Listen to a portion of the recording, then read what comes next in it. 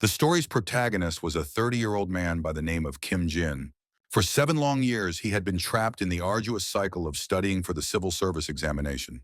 He was an entirely conventional man, possessing absolutely no aptitude for video games. A decade prior, bizarre phenomena began to plague Seoul after the appearance of strange gates in the city. A handful of survivors discovered they had special abilities and began to identify as players. Kim had once harbored aspirations of becoming a player himself, but a complete lack of talent forced him to abandon that dream, refocusing all his energy on passing his exam. He was in the middle of a meal one day when he chanced upon a conversation between two men discussing a video they had seen. Their discussion was animated, revolving around a man whose combat prowess was seemingly unparalleled. One of the men glanced at Kim, remarking that he too had undergone a player aptitude evaluation at some point. People had once nicknamed him the Dead Genius, a moniker earned because his extraordinary talents were identified far too late in life. The discovery occurred during a supplemental evaluation, but by that time, the window to activate his talent panels had already closed. He had missed his one shot at a different life, as talent panels typically became unchangeable after a person turned 20, effectively sealing his fate. Kim listened to the men's chatter, fully aware that the possibility of him ever becoming a player was non-existent. In a final desperate attempt 7 years earlier, he had signed up to be evaluated one more time. The government funded these assessments, which were designed to see if an individual possessed any latent abilities. The test not only revealed the total number of talents a person had, but also allowed for an assessment of any that had been awakened. For him, the outcome was a crueler twist of fate than simply having no talent whatsoever. He was utterly floored when the human resources director for the Player Association showed up in person to give him the news. With only a high school diploma to his name, Kim lacked any specialized knowledge in any particular field. The lifestyle of a talented player was a world away from that of a normal citizen. Holding on to a futile fantasy of becoming a player was a luxury he simply could not afford. After finishing his lunch, the young man returned to his residence, planning to use his spare time for studying. He put on videos detailing the horrific events that transpired in Seoul at the dawn of the cataclysm. The narrator of the account was Ma-san, a figure who played a pivotal role during the catastrophe's initial stages and rose to become a world-renowned player.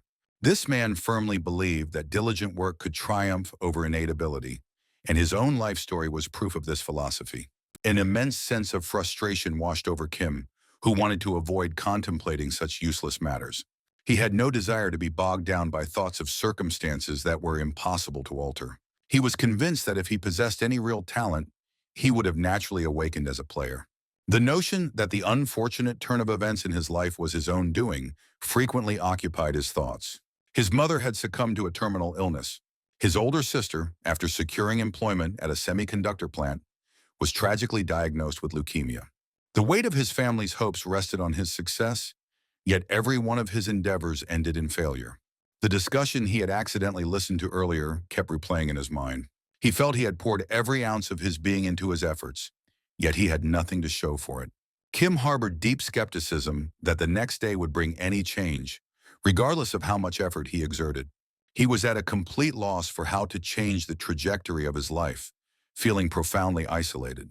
Upon waking the next morning, Kim recalled that it was the day of a scheduled midterm evaluation. He resolved not to dawdle, quickly showering before making his way to the academy. Kim made his way to the bus stop and began his wait. His usual bus, the 702, was scheduled to pull up in just 2 minutes. For some unexplainable reason, a persistent feeling that something was very unusual about the day clung to him. The moment he boarded the bus, the sense that the day was somehow fundamentally wrong intensified. He tried to dismiss the feeling, attributing it to his own gloomy state of mind. After finding a seat, he chose to go over his study materials one last time. The previous evening, he had left off on the section covering the Great Cataclysm. While reviewing his notes, he was struck by how unusually cold the weather was for the month of April. Brr! Just then, Kim picked up on chatter from other passengers about a dense fog that had materialized outside from thin air. All of a sudden, a truly foul stench assaulted his nostrils. A glance at his phone revealed an emergency broadcast message. The alert warned that on April 27, 2018, an unusually thick fog had descended upon Seoul. The young man was utterly dumbfounded, grasping that he had been thrown 10 years into his own past. // Kim now knew this was the exact day the cataclysm was set to begin.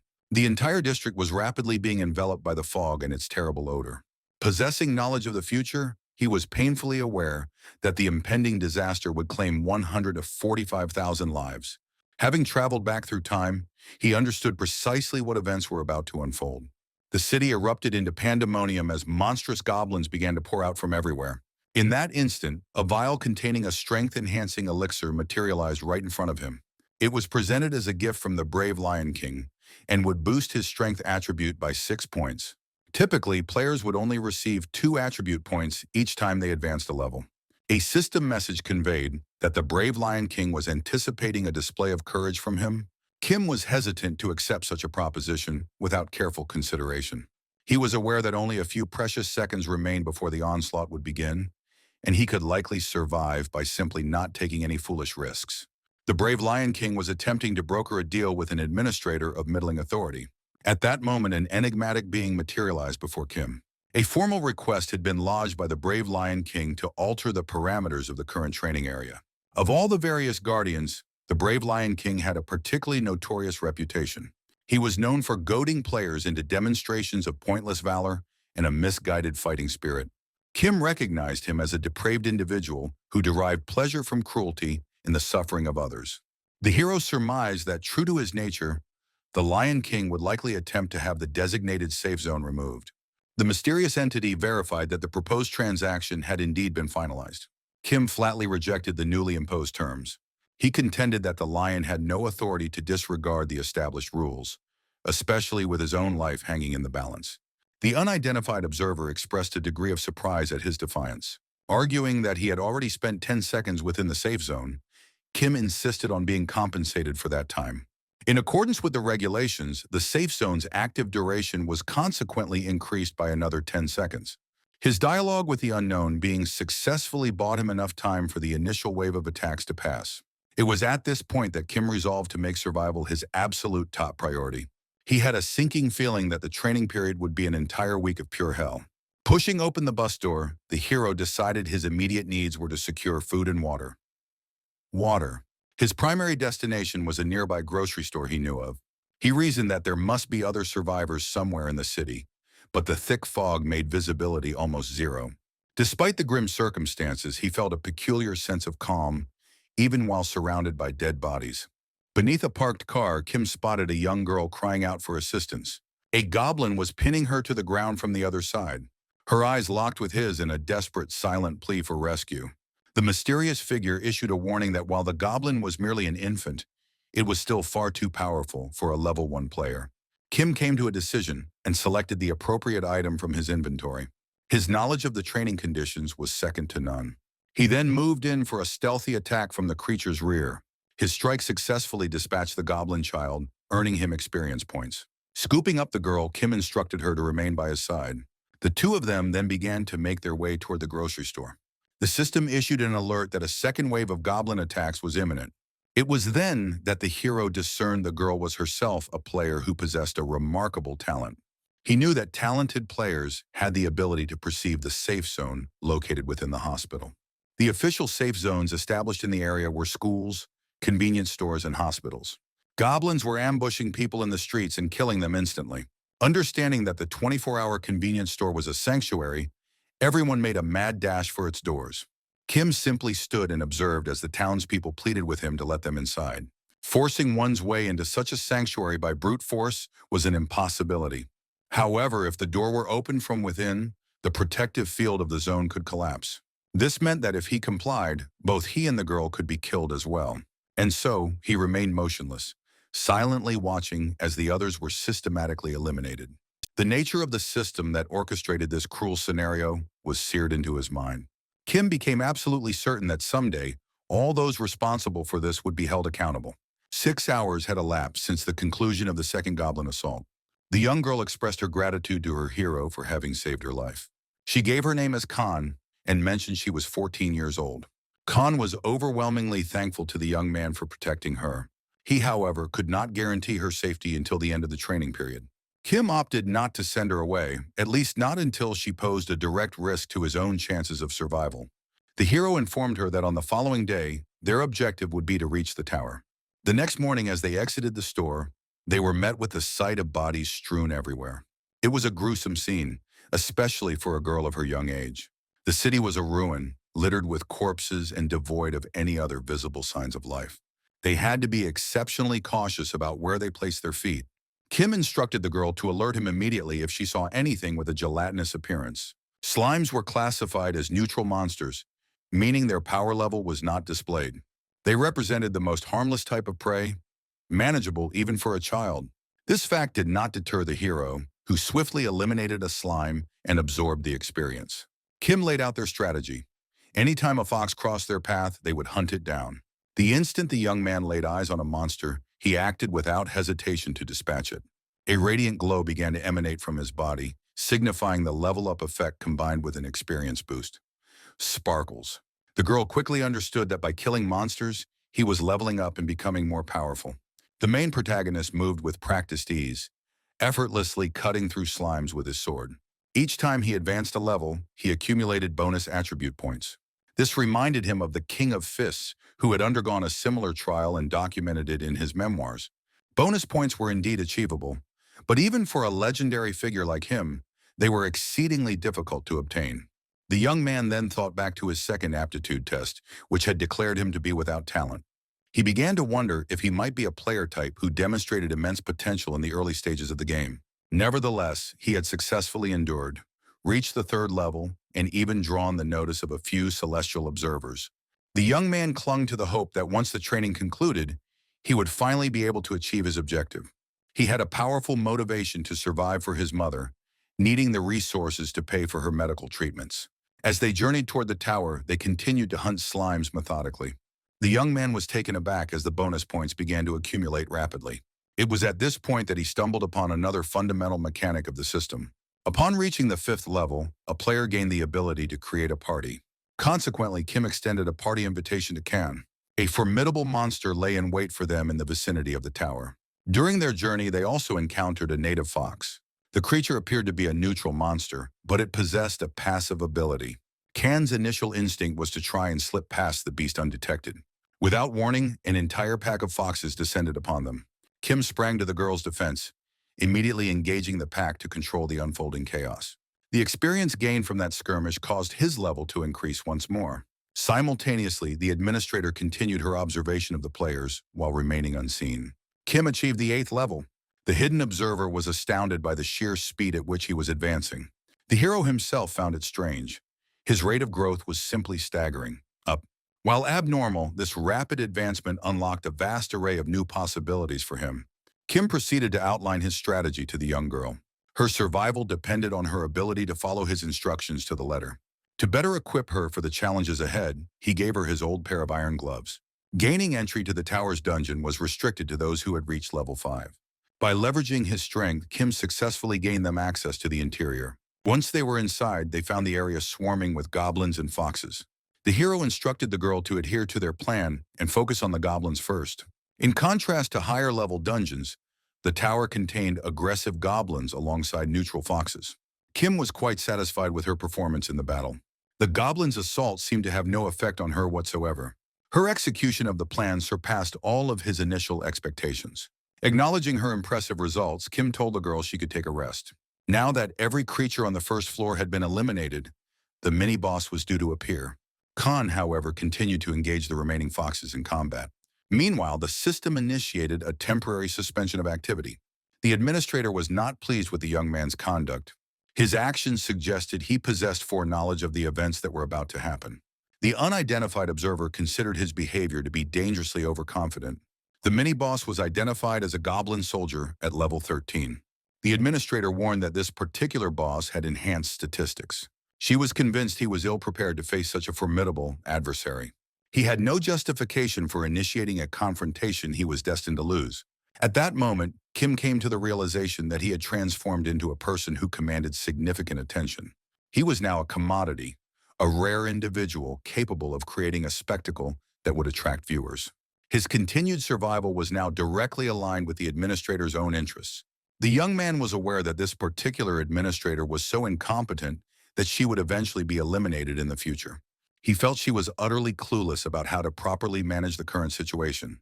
Kim expressed his intention to challenge the goblin soldier. Administrator Selene voiced her doubts about his capabilities. In response, the hero proposed a wager to her. Selene found his self-assurance to be bordering on delusional. Nevertheless, she inquired about the specifics of his proposed deal. In the meantime, the last of the monsters on the floor had been cleared. A system notification announced the arrival of the goblin soldier. Kim had not anticipated the creature being quite so enormous. He understood that the most effective path to victory was to evade its single most lethal attack. They quickly decided to take cover behind an automated teller machine. With that, the confrontation commenced. Kim announced for all observers to pay close attention, as this was how a level 8 player could defeat a boss. He knew that following its deadly spear hurl, the boss would make a direct charge toward the survivors. There were two distinct patterns its attack could follow. The hero successfully anticipated the goblin soldier's sequence of actions. He committed all of his resources and energy to the fight. While this was happening, Kan was busy dealing with the other monsters. The observer was left speechless by his display of power. She had not foreseen such a level of skill from a player who was only at level 8. His combat style was unlike that of any conventional player. Yet despite his remarkable progress, she remained convinced he could not defeat the goblin. At that critical juncture, his level jumped to 9. The system alerted him that the durability of his iron sword was critically low. Leveling up not only awarded points, but also fully replenished one's health. Kim was able to exploit this mechanic thanks to the low-level area and his own phenomenal leveling speed. The goblin continued its relentless assault on him. As a result, his level surged once more, reaching 10. The hero skillfully absorbed the force of the enemy's blows. He then saw an opening and landed a powerful sword strike on its back. The force of the impact caused his iron sword to break into pieces. The system broadcasted its congratulations on his defeat of the goblin soldier. He had become the very first person to accomplish this feat. His triumph was officially registered as a solo clearance. Kan rushed over to him and embraced him in a tight hug. One of the conditions set by the hidden figure had now been fulfilled. Meanwhile, over in the Quan district, a massive pack of foxes had materialized. Onlookers watched in awe as a single young man eliminated all of them with one powerful strike. This individual was Soo-hyun, the most powerful combatant within the training zone. Kim and Kan made the decision to press onward. A group of survivors extended an invitation for them to join their party. Yet Kim could not dismiss a nagging question. Was he truly devoid of any talent? An unknown observer noted his impressive level of concentration. A system message reported that the woman with the scales had developed an interest in him. This was a guardian whose disposition was closely aligned with absolute good. In stark opposition to the Lion King, she prioritized the welfare of the players she sponsored. The young man was perplexed as to why she had singled him out for her attention. The administrator presented the young man with a reward for vanquishing the mini-boss. The reward was a new iron sword of respectable craftsmanship. Following this, they resolved to make their way to the Chogan area. Once there, their objective was to hunt the city wolves. The dungeon conquest had repercussions for the entire training zone, yet they had only succeeded in clearing the first floor. Kim was now confident that he did possess a talent and would be able to earn the money needed for his family. He therefore chose to capitalize on every opportunity that presented itself. Sue approached and inquired how Kim and Kang had managed to stay alive. The hero recognized the young man instantly. It was none other than Sue, the King of Fists. Sue extended an offer for him to become part of his team. He reasoned that their chances of survival would be greater if they worked together as a cohesive unit. Kim politely declined the young man's invitation. He concluded that 7 days would be sufficient time for them to manage on their own. Sue's companions did not react favorably to the boy's response. The hero offered Sue a piece of advice, telling him to target the monster's left eye when they eventually faced it. Though he didn't grasp the meaning behind the words, the boy expressed his thanks for the tip. Kim knew that Sue and his group would eventually attempt the tower dungeon. They would successfully clear its first level, but by the battle's conclusion, only Sue would be left standing. In the annals of history, he would be given the title Past Training and become the first youth to successfully defend the dungeon. However, for him, the decision to challenge the second floor would prove to be the most catastrophic error of his life. Kang suddenly became aware of monsters in the path ahead. Without a moment's hesitation, they charged into combat together. Kim resolved to use this chance to push his level beyond 10. The young man became the first individual to attain level 11. For this milestone, he received the title of First Explorer. This prestigious designation was created to honor the pioneers of uncharted territories. With the conclusion of the battle, they pressed onward. The nearby hospital was also considered a designated safe area. The administrator inquired about the title the young man had acquired. It was impossible to ascertain a player's title unless they chose to reveal it themselves. However, the young man opted not to disclose this information to Celine. In another location, the remaining survivors convened for a group discussion. Su made an announcement regarding a dungeon he had located in the vicinity. He proposed that they venture there as a unified group and sought their agreement. The citizens readily concurred with his suggestion. They shared the conviction that unity was crucial for their survival. The group resolved to begin preparations for the dungeon excursion. Meanwhile, Kim was still engaged in combat with the wolves. Kang observed that they were dispatching the creatures with remarkable speed. Now that the hero was at level 12, he could eliminate them with greater efficiency. Spotting the final wolf, the young man dispatched it without delay. A system notification confirmed that all prerequisites for the hidden encounter had been satisfied. This meant the Wolf King was on the verge of making its appearance. Kim had not anticipated the emergence of the king. He immediately instructed the girl to take cover behind the machine. While the young man was aware of the possibility of a secret encounter during the training, he never imagined he would actually face one. The hero instantly grasped the immense disparity in power between them. The beast was closing in too quickly, making escape a futile option. He therefore made the split-second choice to consume an elixir. His strength stat received a 6-point boost. In that same instant, the wolf pounced toward him. Kim knew that a direct confrontation with such a monster was unwinnable. At his current level, his best course of action was to maintain distance and flee.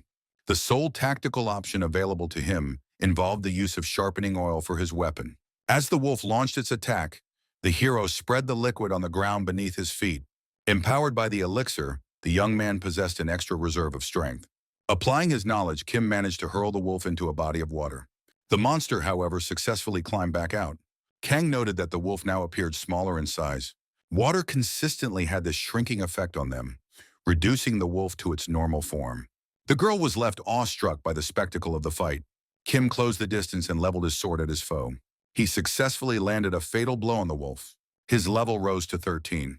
For having defeated the secret boss, the young man was awarded the Excellent Hunter title. The brave Lion King let out a laugh, mocking his unconventional tactics. The administrator verified that the hero had reached level 15. She proceeded to give him a full explanation of the item shop's functionality. Within the shop, players could use coins to procure special items. The Excellent Hunter title was a particularly special designation, available only in the training zone and applicable to living creatures. Kim and Kang proceeded toward the second floor. The young man was aware that a monster resided there, one much stronger than the goblin soldier. It was the very same creature that Su had battled in the dungeon. The young man understood that he needed to launch another attack. Su was in disbelief that his assault had been ineffective. The monster showed no signs of pain. It was then that he recalled the piece of advice Kim had offered him. The young man remembered being told to aim for the eye when confronting a large monster. He was unable to execute the first strike, however, as the creature charged at him. Just then the door swung open, and Kim and Kang stepped into the chamber. The hero observed that many people were gravely injured, though miraculously, all were still alive. In that moment, he retrieved a weak healing potion from his inventory. One of the men shouted a warning for them to escape before the monster killed them. Kim passed the potion to Kang, instructing her to distribute it amongst the wounded. He sternly warned them to remain in place and not to move. Meanwhile, the young man prepared to confront the monster himself. No one possessed a more intimate knowledge of the tower's second-floor boss than Kim. These types of monsters were famed for their incredible toughness and stamina. The magical troll benefited from a boss-specific enhancement and a high resistance to physical damage. The only effective strategy against the troll was a relentless series of attacks. At that moment, the wolf began to charge toward Kim. Kang was unable to read the monster's level, which was clearly a class above those they'd hunted previously. A system message indicated that an unreadable level meant the monster was impossible for him to defeat. A power gap of roughly 10 levels separated them. Overcoming this creature through direct combat was not a viable option. With a fight being unavoidable, only one course of action remained. Kim resolved to use the sharpening oil for both his blades and other tactical purposes. The wolf's initial move was a powerful leap. At that precise moment, Kim chose to consume his elixir. As a result, his strength attribute was greatly amplified. Using any means necessary, the young man knew he had to get the wolf into the water. Kang observed that their adversary had shrunk considerably. Water always triggered this effect, which also diminished its stamina. The girl inquired about what style of martial arts he had studied. The hero explained that his only training had been for his exam, leaving no time for anything else. Kim waded into the water and took aim at the wolf. Plunging his weapon into the monster's body, the hero vanquished his foe. He had managed to resolve the situation more quickly than he had anticipated. The opponent had been so formidable that the young man's level increased as a result. By achieving this victory, the young man secured the Excellent Hunter title. An unseen observer, impressed by the hero's strategy, decided to become his sponsor. Glancing up, he saw that Celine had materialized once again. After learning of his level increase, she chose to provide him with details about the item shop. Within the item shop, one could exchange coins for any available items. Given that the young man was in the training zone, the shop was configured specifically for this tutorial phase. Kim determined that with his current funds, he could purchase a variety of useful potions. Celine then asked what the young man's actual name was. The hero had absolutely no inclination to answer her question. He decided he would peruse the shop's offerings and investigate it himself at a later time. Kim wished to cultivate an air of mystery and keep his name private. Excellent Hunter was a unique title that could only be conferred within the training zone. Kim informed Kang that their next destination was the second floor of the tower's dungeon. He described it as the training dungeon where the goblin was defeated, emphasizing its high level of danger. Meanwhile, Sue was locked in a desperate struggle with an unidentified creature. The young man was certain that if he were to fall, it would all be over. He attempted another attack, but was unable to connect a single blow. Sue found it incredible that after his numerous attacks, the goblin remained completely unharmed. The young man realized he was facing certain death if he did not take immediate action. At that critical moment, Kim and Kang arrived in the boss chamber. The hero immediately opted to use a weak healing potion, which provided a low-level restorative effect. One of the survivors urged them to run for their lives as quickly as possible. Kim gave the girl an order to share the elixir among all the injured individuals. He was confident that his knowledge of the tower's second-floor boss was unparalleled. The boss was well known for its exceptional resilience and endurance. Because Kim could perceive the path of incoming attacks, he could evade them due to his heavy investment in agility. He could counteract any fatigue with the potion he had acquired from the shop. The hero felt certain that with careful resource management, he could handily defeat this enemy. He therefore resolved to engage in a prolonged battle of attrition. None of the people in the room had any idea who the boy was, yet every single person watched intently as the fight dragged on for more than an hour. No one could comprehend how a single person could maintain combat for such an extended period. One man mused that while Yu Hen was a genius, Kim appeared to be on another level entirely. When Kim himself tried to endure for that long, he acknowledged how incredibly demanding it was. After an hour of fighting, his opponent still appeared to be completely without injury. The hero reflected that in his past life, he would never have even considered engaging in such a perilous fight. His dream had been to one day become a player, not merely a civil servant. He decided to refocus, calculating that approximately 15 minutes remained in the battle. At that instant, a system message declared that the brave Lion King had chosen to lend him aid. Roar. As a result, the potency of his next attack would be amplified by 100%. In that split second, the attack landed with the force of 2 strikes. The precise damage numbers ceased to matter at that point. The hero's entire strategy had been upended by the Lion King's intervention. One of the survivors expressed utter disbelief that the boy had managed to handle the situation alone. Meanwhile, as Sue regained his senses, he asked the girl what had become of the monster. He sensed a completely different energy from it and was confused by what was happening. At that moment, an unknown figure positioned behind Kim launched an arrow at the boss. Holding the bow with a steady hand, the shooter hoped he had delivered the killing blow. The newcomer could not permit someone else to claim the rewards he had come for. Kim yelled for everyone in the vicinity to get to safety. The hero warned the stranger that he would be unable to offer him protection. The boy did not understand the meaning behind his words. The system announced that the magical troll had lost all reason. With that, the boss had entered a state of uncontrollable rage. Kim shouted for an immediate evacuation as the protective boss zone was collapsing. In that moment of chaos, Kim and Khan bolted towards an excavator. The tower's boss area had a maximum capacity of 15 people. The stranger failed to escape in time and was overtaken by the boss. Attempting to shake their pursuer, Kim and Khan sprinted for the exit. The boy was convinced that this was his error and that he bore the responsibility for it.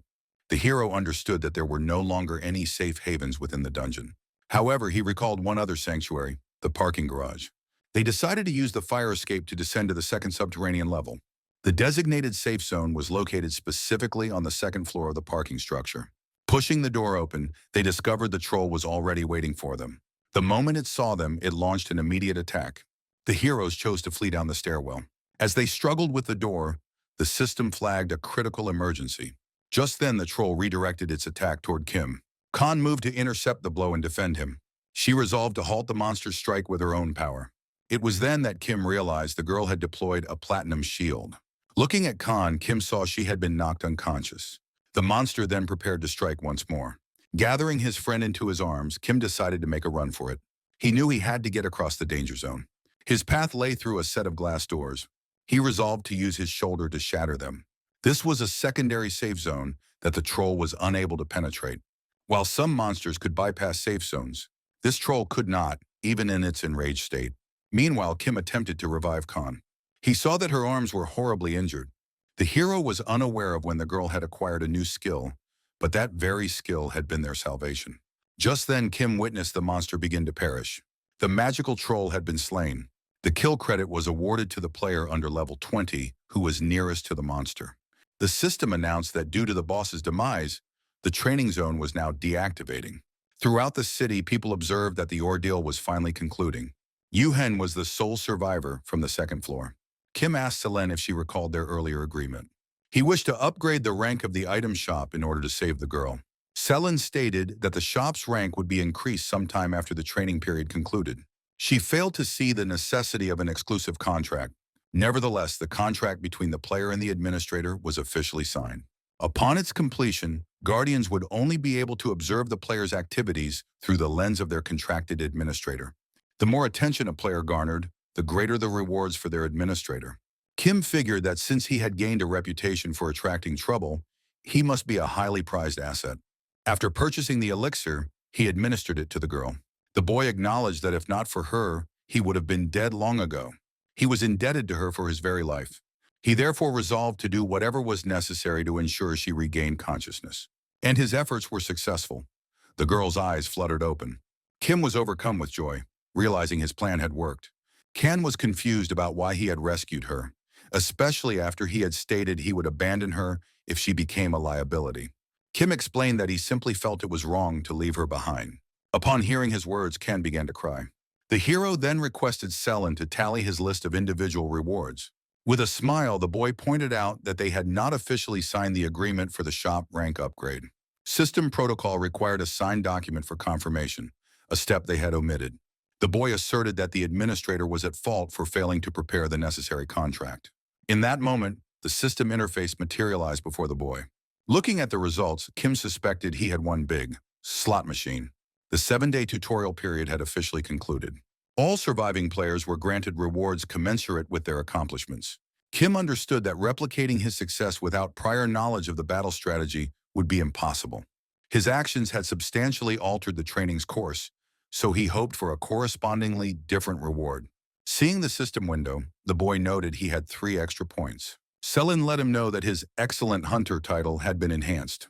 While the base Excellent Hunter title was already beneficial, the added damage bonus also boosted his speed. He had even managed to satisfy conditions that were notoriously difficult to meet. He never imagined that such a remarkable title could be acquired. Yet even that paled in comparison to his final reward.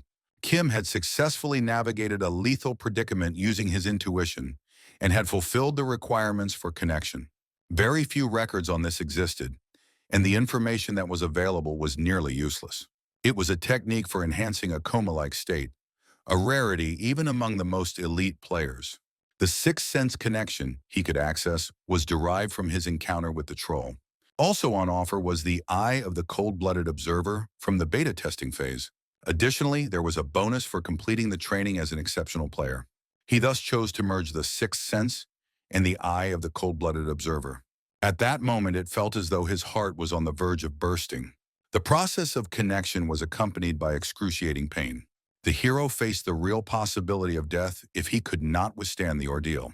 Kan was bewildered, unable to comprehend what was happening to her friend. The connection finalized successfully and Kim collapsed onto the ground.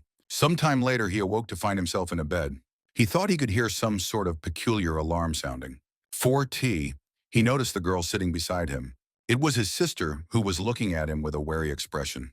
Kim was at a complete loss to understand what was going on. She demanded to know where he had been for so long, explaining that he had left for training a week ago and then vanished. She expressed her relief that he was ultimately all right. The hero then grasped that he had been sent back a full decade into the past. His sister couldn't understand why he had caused them such immense worry. Kim deduced that the connection had completed at the moment he lost consciousness. It seemed to him that he had perceived his sister's crying through his newfound ability. The hero had no wish to be the cause of her tears. He was, however, relieved that she would no longer need to toil at the factory on his behalf. Furthermore, he would now have the opportunity to aid his mother. He resolved to make the most of this second chance. Just then, Kan came into the room. She immediately ran to him and gave him a hug. It was then that the hero fully accepted his return to the past. The 7 days of training had been a horrific experience that would remain etched in his memory for the next 10 years. In that crucible of hell, all of one's talents and fortune were put to the test. But the hero was simply grateful to have survived. In the end, he had acquired powers he had never even dared to imagine. And this time, he was determined to change the outcome of everything. 1 month had gone by since the major catastrophe in Cheongyo. From the 150,000 casualties, a mere 5,000 individuals had managed to survive. Following that, an anomalous phenomenon known as the training occurred in Seoul. Countless people grappled with profound emotional trauma from the loss of so many relatives and friends. On the disaster's anniversary, a news program welcomed a very special guest. Sue was an individual who had participated in the training, managing to help many people even under the most hellish of circumstances.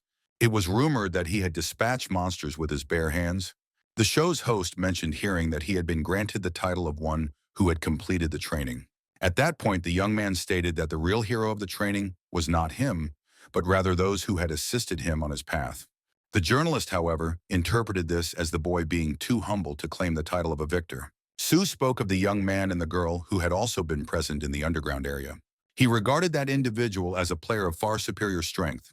Moreover, he was certain his own death would have been inevitable without their intervention. Sue felt a profound desire to express his gratitude to them for ensuring his survival. On the 7th of July, diminutive gates materialized near the secondary entrance of Seoul Station. The public feared another onslaught of monsters would emerge from them. Usage of the portals was exclusive to players, and they enforced a strict 7-person entry limit. For this reason, Kim and Kan were the first to venture through. The boy knew from his future knowledge that countless players would use this location to increase their levels. If one is familiar with the clearance strategy, the process is far simpler than in the tower. Sulin notified them that the dungeon's instructions specified a minimum entry party of 7 people. Attempting the dungeon with a party of 2 was an act of extreme recklessness. The administrator strongly suggested they turn back and return later with a full group. The boy, however, rejected her counsel and chose to demonstrate his capabilities instead. The world had undergone a transformation, and now low-level monsters like slimes could be found even outside of dungeons. Many citizens were contemplating the possibility of fleeing the city altogether. Sue had also resolved to enter the training. An administrator of middling rank named Neptune was the one who proposed this course of action to the boy. Upon discovering that 2 individuals had already passed through the gates, he instructed him to recruit 4 more. After stepping into the dungeon, Kim cautioned Kan to be mindful of her footing. The subterranean dungeon beneath Seoul Station resembled a cavern that was dark, cold, and humid. In that instant, the boy activated his perceptual eye ability. By this point, Kan had already progressed to level 5. Abruptly, she noticed the path diverging up ahead. They had arrived at a junction that split into 7 different paths. Every one of the 7 routes led to a separate cave where different types of items could be acquired. This was the specific reason a party of at least 7 players was advised. The moment a person stepped on each corresponding magical circle, the way would open to trials designed for 7 players above level 10. Regardless of the route they picked, the probability of death was exceedingly high. Kim proposed that the girl should remain behind to document his progress. The young man understood that the initial path was the nefarious path, which triggered instantly upon entry. He then resolved to commence his run through the dungeon. Inside Seoul Station, a fork presented 7 distinct routes. Completion of each one was a prerequisite for advancing further into the dungeon. Each individual path contained its own unique set of rewards. The young man grasped that if they entered the first path together, they would be compelled to undertake a quest meant for 7 people. The method for clearing this dungeon was widely known, as it was among the very first to become accessible. Kim proceeded directly to the second path's entrance. He only had to exploit the rule that activating a path determined its difficulty setting. For all 7 paths, the difficulty was automatically calibrated for a party of 7. The young man effortlessly triggered the activation of the third path. The clearance conditions contained no requirement to traverse all paths simultaneously. Meanwhile, back at Seoul Station, officials were assessing the unfolding situation. An evacuation order was issued to all residents in the area. A young man within the crowd realized that the dungeon's gates were located inside the station. Another man from the crowd levitated into the air and began to voice his opposition to such gatherings. The police made an attempt to apprehend the man. Sue identified him as Chris, an administrator of intermediate rank. The police fired their weapons at the administrator, but their efforts were futile. This was because he successfully shielded himself with a specialized barrier. With his power, he unleashed a fiery explosion that struck down all the police officers. Chris held the belief that insignificant beings were always annoyingly loud. Filled with self-assurance, he decided it was time to begin his game with the players. As he turned his head, his gaze fell upon the young man. Another player, who went by the name So, approached their group. The young man had not laid eyes on him since the goblin incident. While others fled from a horde of blood-soaked monsters, he seemed to relish the combat. They too made the decision to advance into the station's dungeon. So was convinced that incredible opportunities, the kind they could only imagine, lay ahead. He knew they could not let such chances pass them by. He therefore decided to propose that the young man join forces with them. In the meantime, Kim was already locked in battle with a black bull on the first path. He resolved to conclude the hunt swiftly and continue his progress. He dispatched the black bull with relative ease. Consequently, he accrued more experience points. In total, 30 monsters were slain. Khan was mesmerized by the hero's fighting style. Although she had encountered other players, she had never witnessed such skillful maneuvers before. She mused that with dedicated practice, she might one day attain a similar level of skill. He held the conviction that one must train with such intensity that the concept of showing mercy becomes unthinkable. Khan did not entirely comprehend the young man's meaning, but she felt there was truth in his words. As they raised their gazes, they saw the ring. Kim was already there, waiting for her. They had successfully cleared the path. Their next objective was path number 2. Simultaneously, a group of people was nearing the dungeon entrance. The men discussed how this dungeon differed greatly from the tower. The judge had a vivid memory of the previous dungeon. Over 10 people had perished there, and he lacked the power to overcome the monster. The men resolved to push forward and clear everything as quickly as possible. As they drew nearer, they saw several passages ahead of them, so put forward the idea of investigating the nearest path. At the same time, Kim and Khan discovered a pendant. The system issued a notification about the acquisition of the Dugo pendant. Following that, they ventured onto the third path together. Khan couldn't help but think she was exceptionally slow. In the time it took her to defeat a single monster, the young man had already vanquished several. She believed Kim was powerful enough to manage everything by himself, making her feel like a burden. Kim, however, did not share her assessment of the situation. And so, they proceeded to the third path. They encountered an increased number of monsters. Suddenly, a strange object struck the heroine on the head. Looking down, the girl discovered it was a horn. Kim decided to let the girl face the bulls on her own. At that moment, Khan chose to intercept the bull's charge. Kim reassured her that the bull was incapable of causing her harm. She then employed her taunt ability. This action enabled her to repel the attack. The purple-hued beast would perish if both of its horns were launched. A system alert announced the appearance of the Duranchi bracelet. Their priority was not to eliminate every monster, but to gather the essential items. There was still a possibility that other players could gain access to the dungeon. If that were to occur, they would lose valuable time trying to catch up. This was the primary focus of the young adventurers. Sue remarked that they had not found anything of value along their route. It struck them as very odd that even after defeating the bulls, the group had received nothing. Subsequently, they made their way to the Dugo Road. Upon transitioning to the second path, they discovered the corpses of bulls missing their horns. Sue theorized that someone had been there before them and claimed the rewards. Yet they were the only party to have entered after Chris had secured the way. The young man was not pleased by this development at all. Consequently, he recommended they dispatch the bulls with haste and then select a different path to follow. They began to wonder if they had overlooked something during their deliberations. Meanwhile, Kim's party had already arrived at the 6th junction, known as Victoria's Road. Another experience boost was obtained there. The system informed them of the acquisition of Victoria's shield. The young man intended to give this key item to his companion. Their collection now included Athena's pendant, the Zenith Staff, and Victoria's Shield. All that remained was the key item from the final path. With this in mind, they decided to press onward. Looking up, Kan spotted a group of young men. Kim had anticipated they would eventually catch up, but it occurred much later than he had predicted. The hero recognized this as the party that had entered the dungeon after them. Spotting Sue among them, he understood that the young man was connected to this group. Sue was equally surprised to find Kim in that location. Sue inquired if they were the ones responsible for killing the monsters on the preceding pass. Because the hero had traveled back 10 years, everyone appeared significantly younger to him.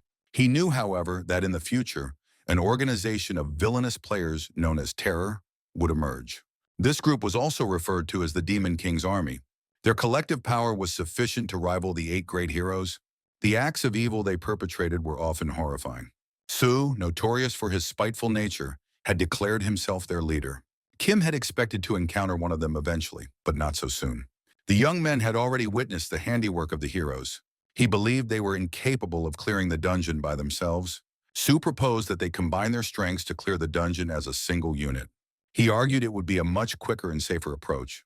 Under such an arrangement, they could divide the clearance reward among themselves. Since the dungeon was not owned by anyone, the young man hoped for a reasonable decision. Kim presented his conditions for the alliance. The key item from the 7th path must be given to him. As a unified group, they entered the 7th path, Lakutul. Their progress as a group was much faster, yet Kan sensed something was amiss. Kim was not moving with his usual efficiency and seemed very sluggish. He had always managed tasks alone before, but in this particular fight, he appeared drained. Sue was intensely curious about the secret weapon Kim possessed that allowed him to clear paths so rapidly. The system alerted them to the acquisition of the Lakutul earrings. Sue was baffled as to what made them special. Dismissing them as simple old earrings, he questioned their purpose. They were crucial for undertaking a trial reserved for the first players who entered the dungeon. Having collected all 7 items, Kim was now eligible to complete it. Kim promptly paid the agreed-upon sum for the earrings. Sue decided he would assist the young man in finishing the dungeon and its quest. He commanded his group to follow his lead. Kan inquired if the young man was feeling all right. To her, he appeared utterly exhausted. The hero, through his perceptual eye, had detected Sue's malevolent intentions. He resolved to see how long Sue could maintain his facade before revealing his corrupt nature. Kim finally reached the Mandry Square. At that moment, the stone eyes of the Mandry statue blinked open. This particular square only became accessible after all 7 paths had been cleared. It earned its name because no one knew how to solve the puzzle presented by the Mandry statue. The young man saw the statue begin to articulate words. It informed him that only those deemed worthy were permitted to stay.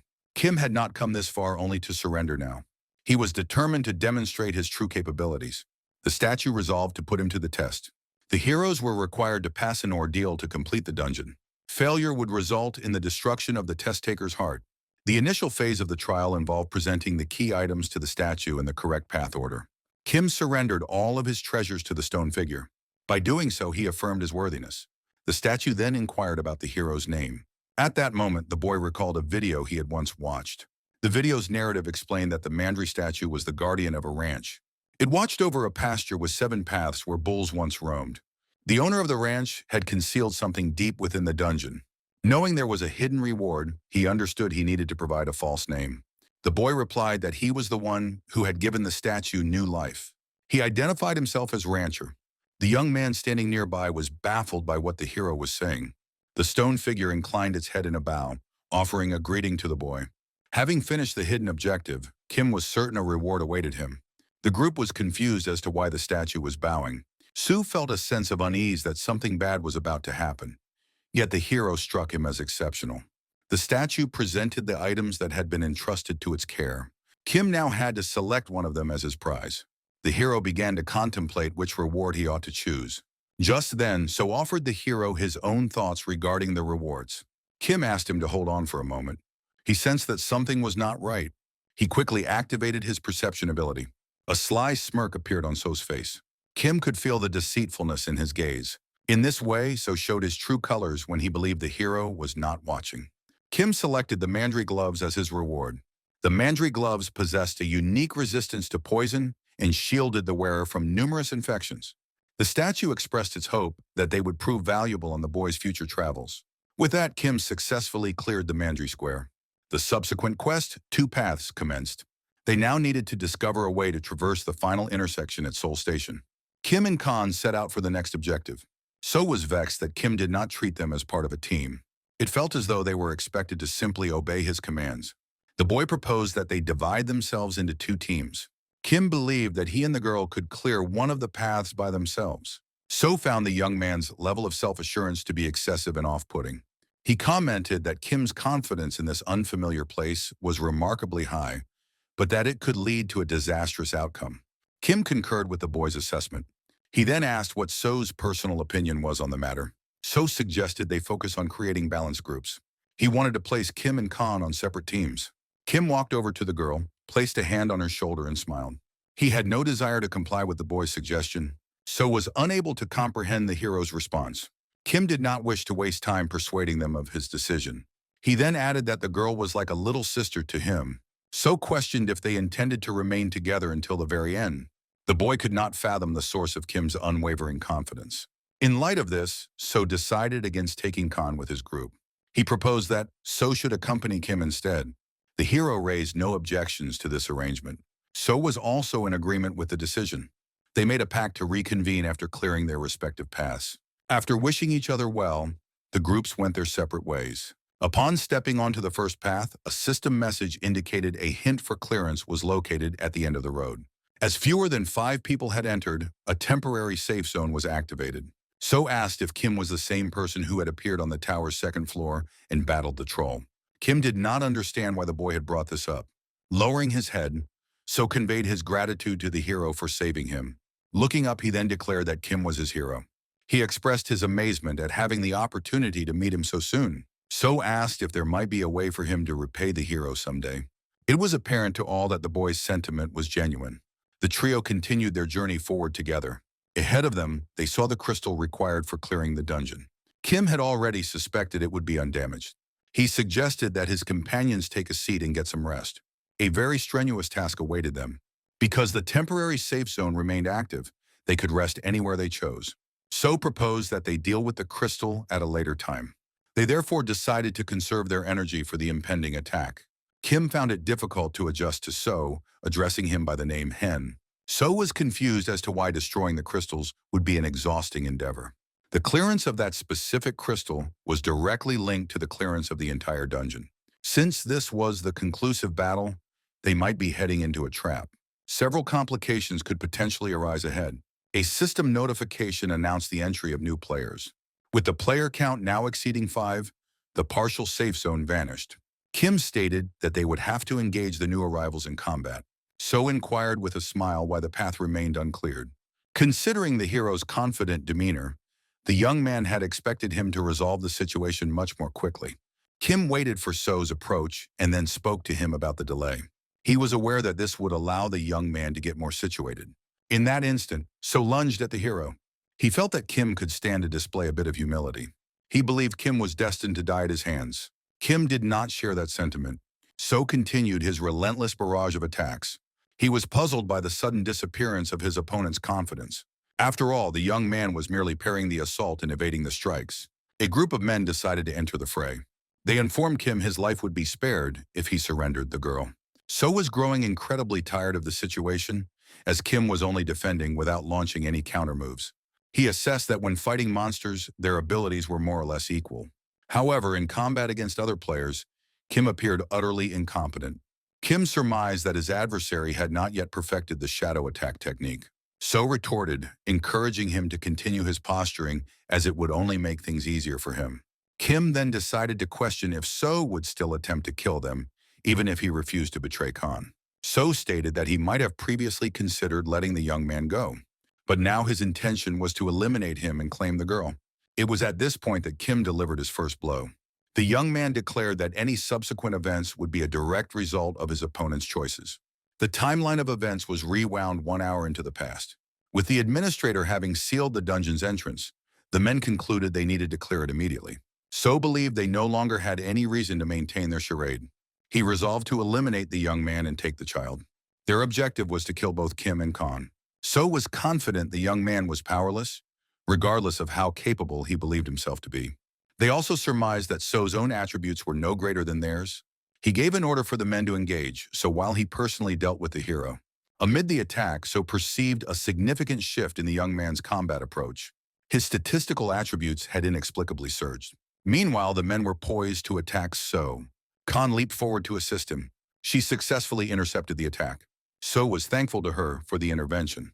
He then activated his mighty fist skill. Kim could sense the path of every single attack. The men were incredulous as he evaded an arrow launched from his blind spot. Go was the one who had shot it. He was the orchestrator of all their surprise attacks. At one point, Kim concluded that the archer posed a far greater threat than So. In that very moment, So materialized behind the archer. Go was enraged by this turn of events. He screamed at the man to get away from him. So dispatched him with no effort at all. So began to feel a sense of unease driven by a strong desire for victory. Kim estimated that So's stats were comparable to those of a level 10 player. So determined that he needed to regain his composure and devise a new way to attack. The young man reasoned that while the hero might have superior stats, he was unfamiliar with his skills. Just then, he felt a strangely room-temperature liquid on his arm. Looking up, he saw the hero brandishing a thermos. He assumed Kim was merely toying with him. The hero smirked and replied that this was not the case. He then suggested that he should turn his head. Upon doing so, he beheld a bizarre creature. Enormous bees began to emerge from the ceiling in a swarm. It was then that So perceived a true sense of danger. The bees descended upon them from every direction. Their initial target was the archer, Go. The remainder of the swarm immediately converged on South. The insects possessed an extreme sensitivity to sweet fragrances, and a small amount of honeyed water was all it took to provoke them. This particular raid event, spanning 2 paths, was a massive bee assault. Despite what the name might imply, managing them was no simple task. They launched their attacks in swarms numbering in the thousands. If no one in the group possessed fire-based attacks, avoidance was the only viable strategy. And there was only one effective tactic. Hit the ground immediately. Bees were incapable of detecting any targets below a specific altitude. Even a single sting from their poison was excruciatingly painful. Consequently, it did not take long for the bees to overwhelm So, pinning him to the floor. Gazing down at the young man, Kim remarked, "If you are prepared to kill others, you must also be prepared to die yourself." He was convinced that So had orchestrated his own demise. The system registered the death of a player and made an announcement. A unique ability was unlocked through forcible means. Kim recognized the ability immediately. Its conditions mandated counterattacks, but as a trade-off, it empowered the user to fight against other players. In the wider world, this particular ability was not exceptionally uncommon. It was, however, a hidden one. So approached Kim. He offered his opinion, stating that Kim was not at fault for anything. Ultimately, those men were not deserving of mercy. Kim understood that Kan and So believed he was feeling guilty about the incident. He felt no remorse whatsoever. He could not afford the luxury of sparing those who wished him harm. To do so would be to invite their own deaths. He harbored no regrets about his actions. The young man maintained it was preferable to be the killer than the one who was killed. The system declared an increase in his trust and respect statistics. Kim experienced powerful emotions, but surprise was not among them.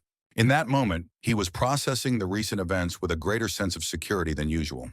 The young man then felt as if he had undergone a significant change.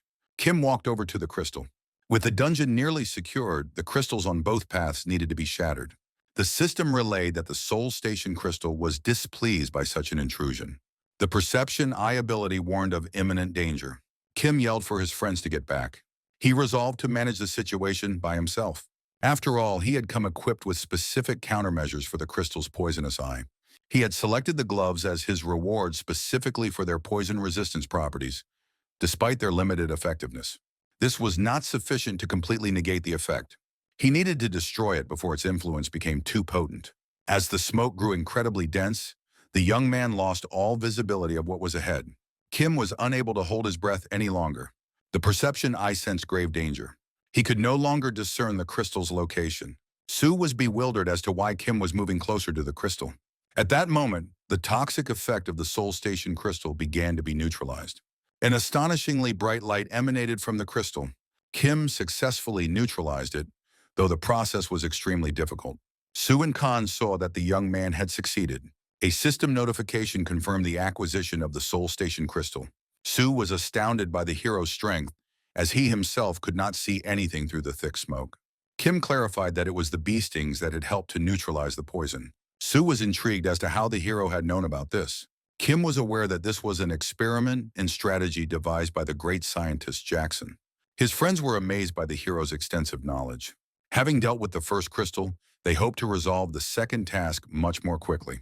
All the while, Celine observed the entire sequence of events. The hero had not only used the bees to eliminate Sue, but also to procure items that could neutralize the poison. The strategy was so clear that she felt no need to explain it. Kim was able to acquire the Soul Station crystal because the dungeon's clearance conditions had been met. With the dungeon cleared, the dimensional breach was sealed. Celine made the decision to distribute the rewards. Kim suspected it would be something noteworthy, given that she had appeared in person. The statistical attributes of the players who had cleared the dungeon had not yet been reset. Player Kim was given the option to select a personal reward. The most notable reward was gold, a direct form of wealth, but converting it to usable currency was not a simple matter. After a quick calculation, the young man determined it was not a substantial sum, especially when compared to the upcoming story dungeon. A typical person would have undoubtedly chosen the gold. However, during these early stages, players' rights lacked legal protection. Consequently, players were obligated to surrender a large portion of their findings to the government. Even gold was subject to confiscation, being an item from an unknown world that could potentially represent a threat. For these reasons, the young man opted to choose the Type B restoration elixir. The dungeon breach was now sealed. Sometime later, Kim and his sister were traveling on a bus. The young man suggested to the girl that they should relocate. She was confused, wondering where he could have possibly obtained the money for such a thing. When he mentioned that he had saved 100 million, she assumed he was intoxicated. Kim understood his sister's disbelief, as it was indeed a very large sum of money.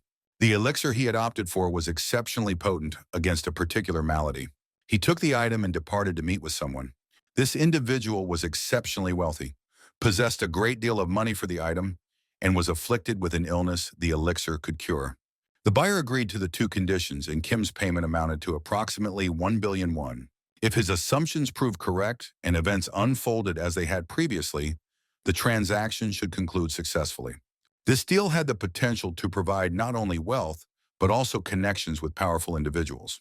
At that same moment, Nuna was watching a news report about that very person.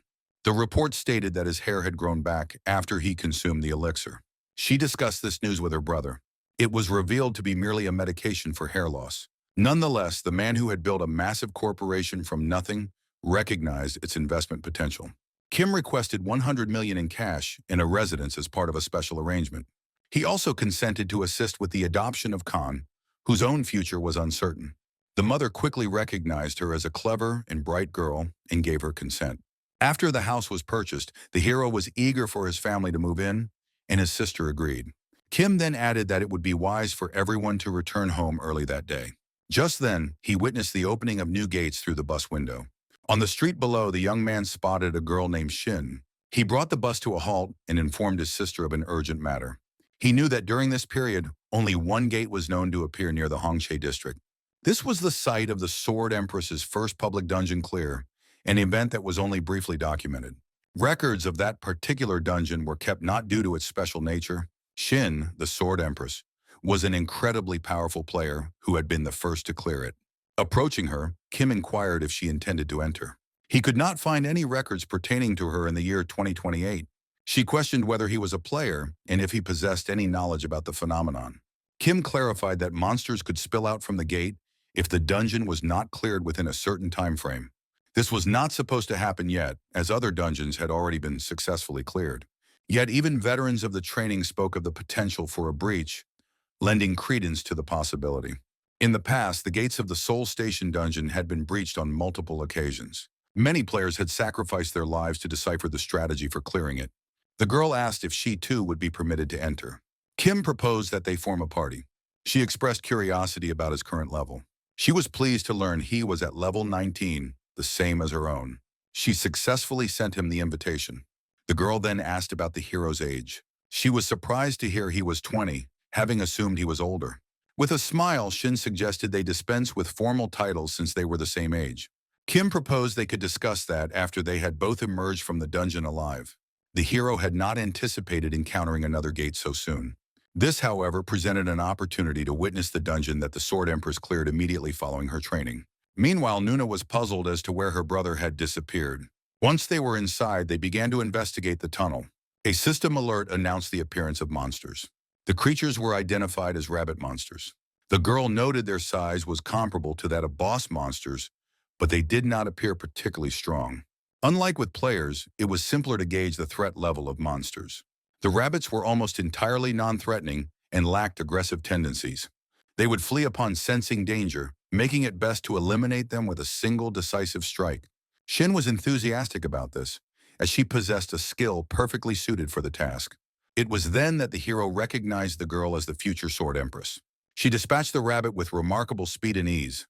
Kim had not foreseen the heroine learning to utilize her unique ability so rapidly. The entire mood shifted the moment the fight began. Shin instantly transformed into the battle aficionado she was known to be 10 years in the future.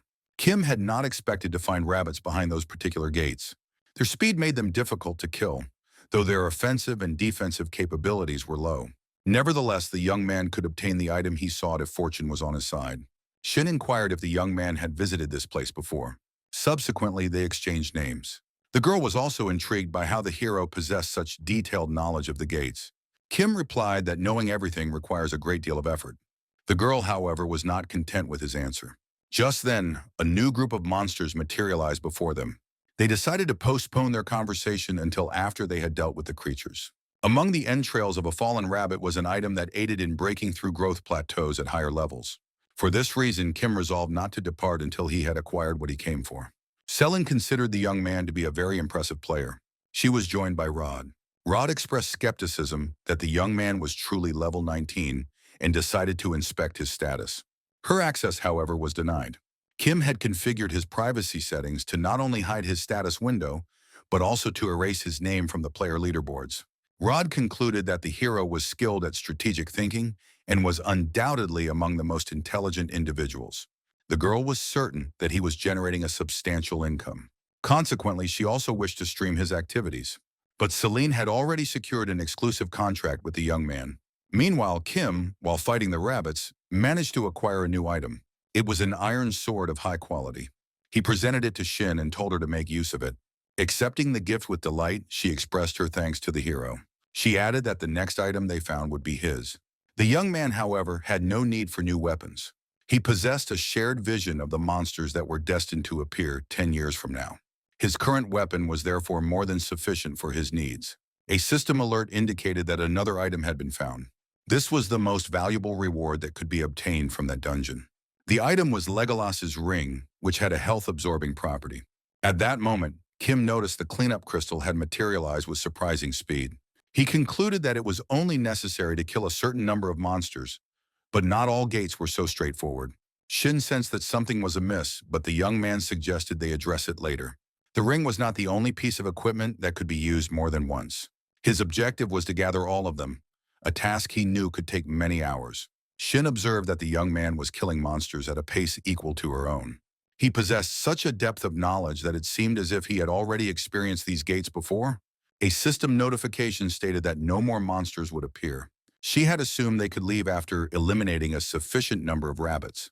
Kim pointed her in the direction they needed to go to find the exit. A system alert announced that the cleanup crystal had been forcibly destroyed, securing the dungeon tunnel. Unlike a standard dungeon, re-entry into these gates was impossible after their closure. The hero, however, had successfully collected 8 rings. Kim pondered how he would explain his arrest to his sister. Alongside Shin, he walked back toward the gates through which they had entered. Just then, Rod appeared and thanked them for tuning into her channel. She also announced that the zone was now officially open. Kim recognized her immediately. The admin continued, stating that they now had 2 participants, Shin and an unknown player skilled at detonating mines with his abilities and instincts. One of them was required to win the ensuing duel. Additionally, a revote was needed for the player they predicted would be victorious. Since Rod possessed a talent for capturing the Guardian's attention, she was poised to become a formidable middle-tier admin. Shin was bewildered as to why events had taken this particular turn. She expressed concern over the possibility of their deaths. Kim knew that, in the worst-case scenario, the deactivation of the zone would completely heal any wounds they sustained. He was astounded, having never imagined they would request him to fight within a zone where he had no Guardian support. Celine had prevented the boys from selecting their own Guardians. Rod was making no effort to become involved in the matter. Consequently, she made the decision to initiate the battle. Kim suggested they clarify a few points before the fight commenced. He wished to address a few words to the true master of the heavenly demonic mountain. This was a guardian who had amassed millions of followers and risen to the highest echelons of influence. In the future, it was his destiny to become Shin's guardian. His disposition was no more pleasant than that of the Lion King. However, he viewed himself as a genuine warrior, so the matter was not one of courage for him. In his assessment, Shin was more powerful than Kim. But at that particular moment, the hero lacked confidence in his ability to win. The guardian perceived the young man as a weakling because he was not one of his disciples. Kim had not anticipated having to battle a girl immediately after clearing the gates. Shin, however, was eager to discover who would emerge victorious. He offered her his sword, stating that she would be more adept at wielding it. The girl, however, quickly discerned that Kim was not a typical warrior. He also possessed a deep understanding of the gates and their mechanics. Furthermore, he had shown her the way to escape from the dark place. The girl grew curious about the extent of his abilities if he were to fight with his full effort. Since their skill sets were now identical, the heroine was incredibly keen to put them to the test. Kim consented to indulge the girl's curiosity. Shin opted to make the first move. The hero instantly engaged his perceptual eye. The girl took aim at his throat. The administrator was taken aback by such advanced combat skills at their level. Kim foresaw her moves by utilizing his perceptual eye. Yet he was unable to launch an offensive due to his significant deficit in swordsmanship skill. This left him with only a single course of action. The girl resolved to engage with her full strength. Although they could not die, they could still experience the pain of their injuries. Kim came to the realization that the heroine was gathering data on his abilities. It was imperative that he not fail to see her final, decisive move. Shin's blow did not connect because the young man was far too swift. He successfully disarmed her, knocking the sword from her grasp and causing her to fall. In that instant, Shin conceded her defeat. Kim received the title of the first opponent. He also acquired the skill that enabled him to approach an adversary so closely without being detected. It was a formidable movement skill that consumed no mana. Shin inquired what the hero was contemplating now that he had won. The hero's victory took everyone by surprise. The zone was subsequently deactivated, bringing the event to a close. Their injuries were completely healed. Shin proposed that they not separate so hastily. She recommended they exchange contact information and arrange to meet sometime. The girl then bluntly stated that she liked him. Kim found her directness to be quite striking. Just then, his perceptual eye ability flagged an approaching danger. He knew he could not evade it and would have to endure the impact. The danger was his sister, Nuna. She was absolutely furious that he had vanished for so long without any explanation. Upon arriving home, the young man knew their departure from this place was imminent. The process of packing would require 3 days, after which his family could enjoy a more comfortable life. The young man sensed that his family could hardly believe the authenticity of the house documents. The Great Catastrophe commenced on May 11, 2018. Over 20 million people perished in the zones that appeared across the globe. These events aligned perfectly with the young man's records. He was aware that if the future remained unchanged, dungeons and gates would begin manifesting throughout the country on June 16th. Kim possessed this knowledge but lacked the power to resolve every problem. He was neither a hero nor a saint, but simply an average player with a single capability. The young man's sole desire was to play the game every single day. He and the girl made their way into the forest. Shin was unsure of their precise destination. Kim explained their objective was to capture a monster lurking somewhere nearby. Slimes were far too feeble to be classified as true monsters. Their quarry was a lycanthrope. A few other people were also present in the forest. They were engaged in a discussion about the events unfolding around the world. They had received reports that monsters, referred to as middle-tier administrators, were killing people. Spotting a slime, they incorrectly judged it to be a potential threat. One of the individuals, a woman in her 50s, was experiencing such profound global changes for the first time. Suddenly, they witnessed something dash in front of them. The woman saw nothing and did not understand what her companion was referring to. Kim spotted the women near the mountain and correctly guessed they were victims of the incident. The woman was terrified and confused about what was happening. The hero reassured them and cautioned them against screaming, as any noise might attract the monster. One of them exclaimed that they needed to contact the police immediately. In that instant, a lycanthrope monster materialized before them. The women decided they had to flee. Despite their efforts, one of them stumbled and fell. Kim stepped forward to protect her. He tracked the feeling of malice he sensed as he drew closer to the mountain. This was set to be the boy's first battle without resorting to trickery. The source of the malevolent aura, however, was not singular. The hero sensed the presence of an even more powerful entity nearby. At that moment, the monster charged at the boy. He resolved to attack using his skills. A fox with 6 tails then appeared before him. He nevertheless managed to land a blow on the monster. The hero had not anticipated encountering it so soon. This was an extremely powerful monster with a connection to the spirit realm. It was a deceptive creature that employed camouflage, surprise attacks, and even minor magic. Kim possessed complete knowledge about it, but could not fathom why it had appeared in this location. Meanwhile, another monster attacked the woman, injuring her. At this moment, Shin used a taunting ability. This was not her first encounter with such a monster. She was formulating a strategy for her next attack. She therefore opted to use the howl effect. Following that, she activated her platinum shield. She was confident in her ability to handle the situation. Shin was certain that Kim knew she was capable of withstanding the monster's assault. The girl decided to seize the monster's paw in a firm grip and refused to let go. At this moment, the hero came to her assistance, piercing it with his sword. Shin then concluded the battle by delivering her own strike. With that, the lycanthrope was slain. The lycanthrope was the apex predator of the training area, a hidden monster, and the monarch of the wolves. Kim found this particular battle to be remarkably straightforward. The unexpected appearance of a powerful monster made it impossible to prevent all casualties. One of the women had died. The incident was officially recorded as a murder case on Mount Ven. The state later announced that they had successfully eliminated the perpetrator, the lycanthrope. Their current level of development made it impossible to capture a spirit-type monster. However, it was exceptionally cunning and knew how to select the perfect moment to flee. Yet with its wound, escape was a distant possibility. At this moment, a fox once again materialized in front of one of the women. She pleaded for help. The monster required human flesh to mend its injuries, but Kim intervened to aid the woman. The young man deduced that it had targeted the tourists who were fleeing the lycanthrope.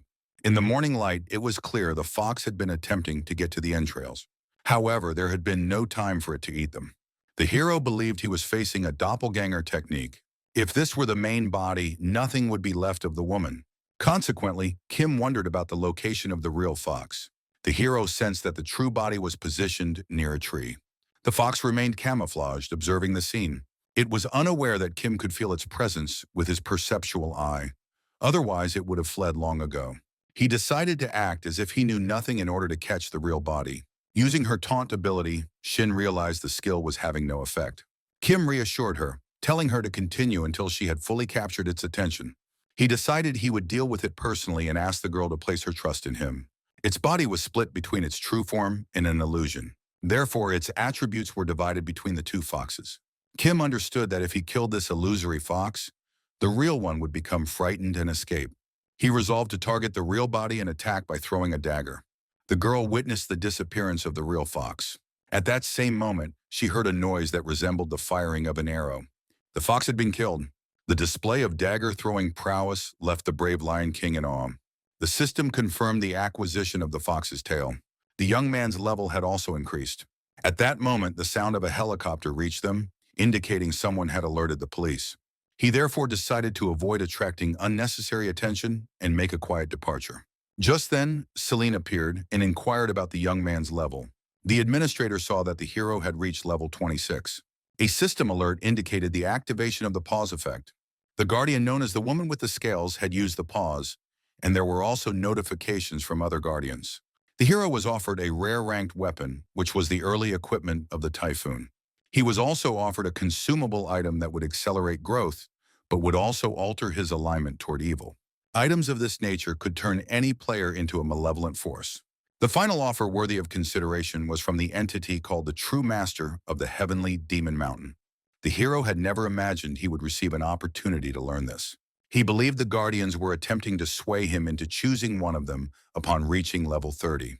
They aimed to show they could provide a great deal, including the power to pause time. Celine was obligated to notify the Guardians once he reached level 25. Kim was aware that the administrator was likely being overwhelmed with questions about matters she should have disclosed to everyone. Kim grasped what was happening at that time. He was certain that the announcement had placed her in a very difficult position. The boy knew she would be unable to perform her duties normally if she antagonized all the Guardians. Celine did not comprehend what the hero's objective was. Kim demanded a payment of 3,000 coins. He understood that her difficult circumstances left her in no position to negotiate terms with him. The girl countered with an offer of 2,700 coins. The boy, however, remained firm in his demand. Consequently, Celine conceded to his terms. Kim determined that a formal contract needed to be signed. Sometime later, Kim and Shin were traveling in a car. His phone suddenly began to ring. Upon answering, he recognized the voice on the other end. The girl mentioned she had read a news article about a person who had slain a monster on a mountain. She then expressed her gratitude to him for assisting her mother. Kim also extended an invitation to the girl for a trip to a faraway place. The hero assembled Kang, Shin, and Soo together at a table. He proposed they travel to Japan the next day for a raid to clear the gates that had appeared in Osaka. Shin recalled that the previous gate was a location where they had hunted for 5 consecutive hours. In this instance, however, they would need to go inside to see what the new gates were like. Following the events in Korea, cities across the globe began to prepare for training and gate openings. These preparations, however, could not shield people from an unexpected gate, where casualties could reach the hundreds or thousands. Kim believed the breakthrough was due to happen very soon. If a well-prepared group were present, they could significantly reduce the number of casualties. The hero emphasized that they could decline, as this was not a recreational trip. He was, however, prepared to cover all expenses for tickets and other necessities. Their only task was to have their passports ready and be at the airport the following day. Shin had assumed the young man was inviting her on a simple vacation. She questioned where the hero had obtained this information. Kim explained that it was merely a prophetic dream. He sometimes learned of significant events through his dreams, though he had never shared this with them. The girl was not entirely convinced by the young man's explanation. Kim stated that things that had never before existed were now appearing in their world. The decision to believe him or not, however, was entirely their own. Shin felt that they did not need to travel so far, but then she resolved to treat it as a date. Soo agreed, stating he would follow Kim anywhere as he owed him his life. Kang also consented to the trip, as she had never been on an airplane before. Kim had anticipated at least one refusal, but with such a team, he had no cause for concern. He considered his team, chosen from among the newcomers, to be very powerful. The next day, they departed for Osaka. The journey itself should be without incident, but Kim was unaware of the precise time the gate would open. The only information available was that training had commenced in Tokyo shortly before the breakthrough. Soon after, gates and weak monsters began to appear. On rare occasions, exceptionally strong ones were encountered, but this was an exception to the general rule. For this reason, the young man concluded they would need to roam the district for approximately a week. Kang questioned if they could afford to be away for such an extended period. Previously, the hero and his family had relocated to a new residence. While they did not like it at first glance, they were inwardly pleased. Meanwhile, the team had landed in Japan. The gate was expected to materialize in the city's very center. Kim hoped to locate it immediately to prevent a breakthrough. However, arriving at the location even after the monsters appeared would still be beneficial in minimizing the damage. The hero did not know exactly how many days the search would take. At that moment, Celine materialized beside him. At that time, only the young man could see her. She asked him about his trip to Japan. The woman was certain he had not come there for leisure. Since the law forbade the dissemination of information, Celine was unable to discuss many topics. An exception to this rule was a situation where guardians communicated their intentions through quests. The list of guardians who had proposed the quest also included some whose names were not disclosed. At their behest, Celine had arranged this quest. Kim understood that he had no other option. The quest needed to be finished by the time he returned to Korea. As dinner time was nearing, they decided to send him to a restaurant. Initially, Kim had struck Celine as a simple player who favored safe strategies. But now it seemed to her increasingly that he was attempting to extract the maximum possible advantage. She struggled to accept the idea that he was manipulating the Guardians. Kim was thankful to all who had provided the best suggestions, and also recognized that he did not merit such intense focus on himself. He had no intention, however, of accepting any of the proposals. He did not dare to select a single Guardian, nor did he risk choosing all of them. He simply resolved to accept their assistance. The young man vowed to try and deliver the performance they anticipated from him in the future. At that moment, he received 3,000 coins from Celine and favorable impressions from the Guardians observing his game. Approaching one of the local establishments, they made the decision to go inside. Suddenly, they saw people screaming as they fled out into the street. At that moment, the team knew they had found their objective. A system notification announced the discovery of a turtle nest. Kim instructed Kang to descend first. Despite her outward appearance, she was the most powerful member of their group. Upon entering, everyone noticed the extreme darkness. The ground was a mix of mud, water, and swamp. That particular gate was not a protected one, so the hero had no information about its inhabitants. At this moment, a dwarf materialized before them. He demanded to know why humans were there. Kim experienced a sensation similar to when he first saw Celine. The eye of perception was unable to assess a being that vastly outmatched the user. This was the fairy Celine. The young man appeared younger to her, yet he carried himself like a seasoned player. In the past, the fairy was known by the moniker Hunter among promising players and also held the third rank among streamers on the Japanese service. There was likely a player from her broadcast nearby. The hero felt confident that the turtle's nest had remained uncleared in the past. He knew that if other players had already entered, they would be unable to manage the situation and would inevitably die. He therefore chose to acquire a gate map from the item shop. This map showed the positions of the team's players. Its purchase price was 1,000 coins. Should team members find themselves in peril, they could send out a signal using the map. A yellow signal was employed when others needed to be alerted to something. A red signal was used to indicate the presence of danger. It was crucial to constantly monitor the map while moving and to maintain a low noise level to avoid unwanted attention. Following this, Kim outlined his plan to him. Their strategy was to form two groups and search for any valuable information. Kim and Kang formed one of the groups. The most critical rule was to always pay attention to the ground beneath one's feet. Such areas were essentially swamps. It was incredibly easy to lose one's footing if not watching the ground. Before Sue and Shin, a golden turtle of the 11th level appeared. The young man determined they should notify Kim before attempting to kill it. Suddenly, however, the turtle vanished from sight. Not far away, the hero noticed a stranger carrying a bag on his shoulders. They moved closer and inquired of the horse if the young man was Japanese. This was not entirely accurate, and the stranger explained that the turtles were under heavy protection. Sue surmised that the young man was luring the turtles from the water before killing them. After sending a signal to Kim, you decided not to wait any longer. At that moment, the stranger began to yell that a monster was pursuing him. Sue was confused by the situation and questioned whether a monster was actually in the swamp.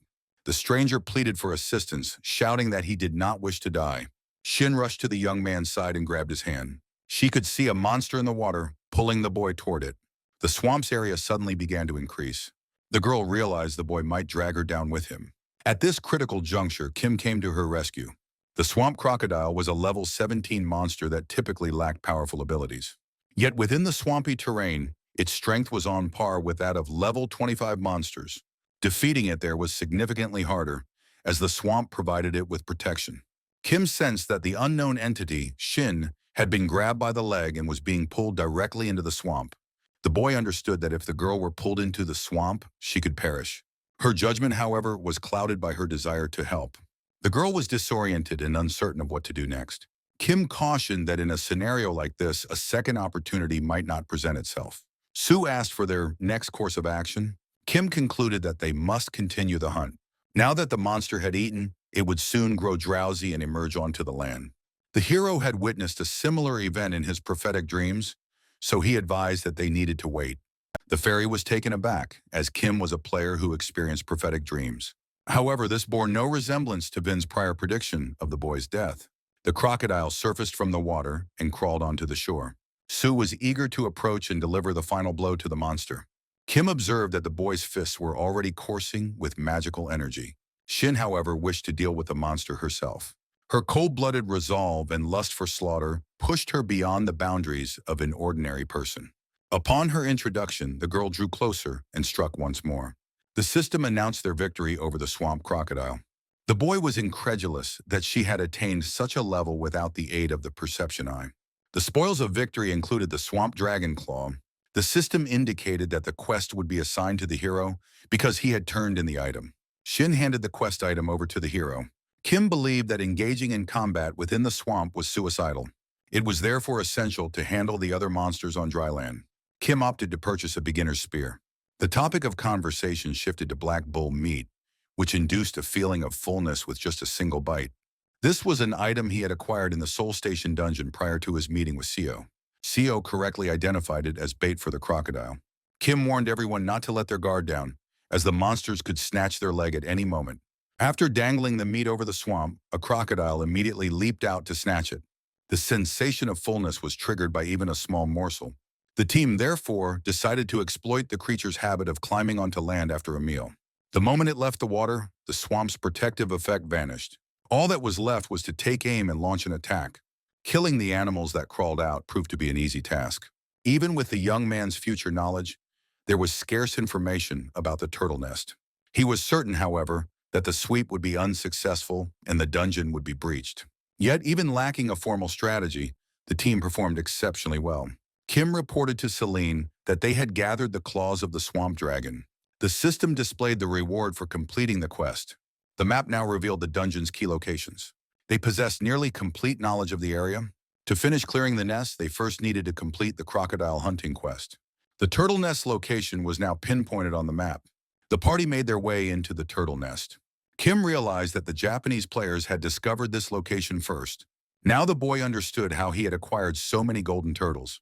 After a thorough search, he was unable to locate the purification crystal. The map showed the existence of 3 separate nests. He would have to investigate all of them. Kim cautioned Shin and Sue to be vigilant and prevent the crocodiles from retreating into the water, as they would be impossible to catch. They acknowledged his warning and promised to give their best effort. Each turtle yielded a significant amount of coins. A box containing a random quantity of coins could also be dropped. The most well-known strategy involving golden turtles is the hidden fragment of the golden turtle collection. Shin observed that a large group had amassed from the 2 nests. It was far more advantageous to hunt them all concurrently rather than picking them off one at a time. In the future, the golden turtle collection would become common knowledge. The requirement was to gather more than 40 golden turtles in a single location. After a period, farmers were expected to appear, upon which they would cultivate the turtles. The poisonous golden turtle possessed a level that surpassed the 30th. It could potentially be stronger than a level 35 creature, making it an impossible foe to defeat. Although the young man had the Wanderer's gloves, this task was not mandatory, and he chose to decline it. Shin asked what the young man had done. She was content with the experience she had gained and decided not to be avaricious about the gold. She also came to a personal decision about how she would view this encounter.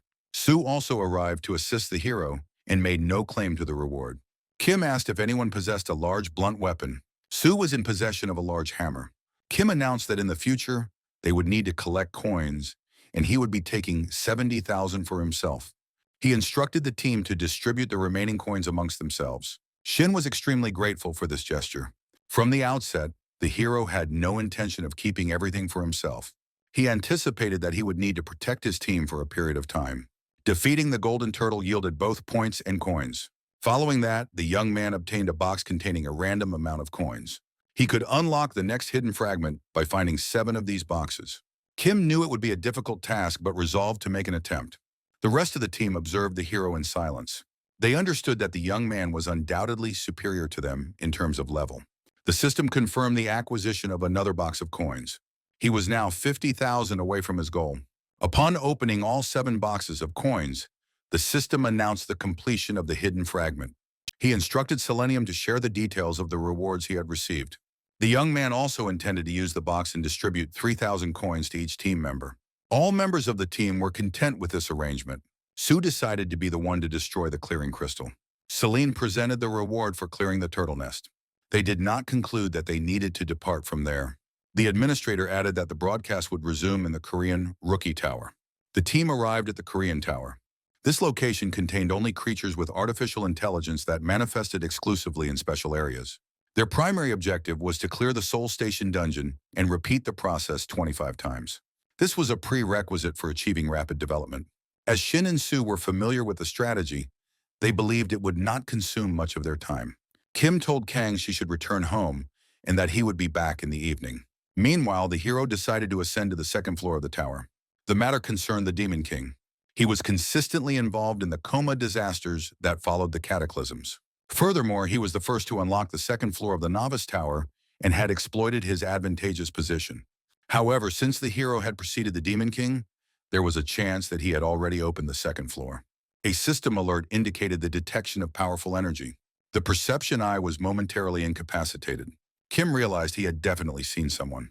He was convinced it was the Demon King. Upon reaching the upper level, the hero found no one there. The young man commanded the administrator to open the hidden object store.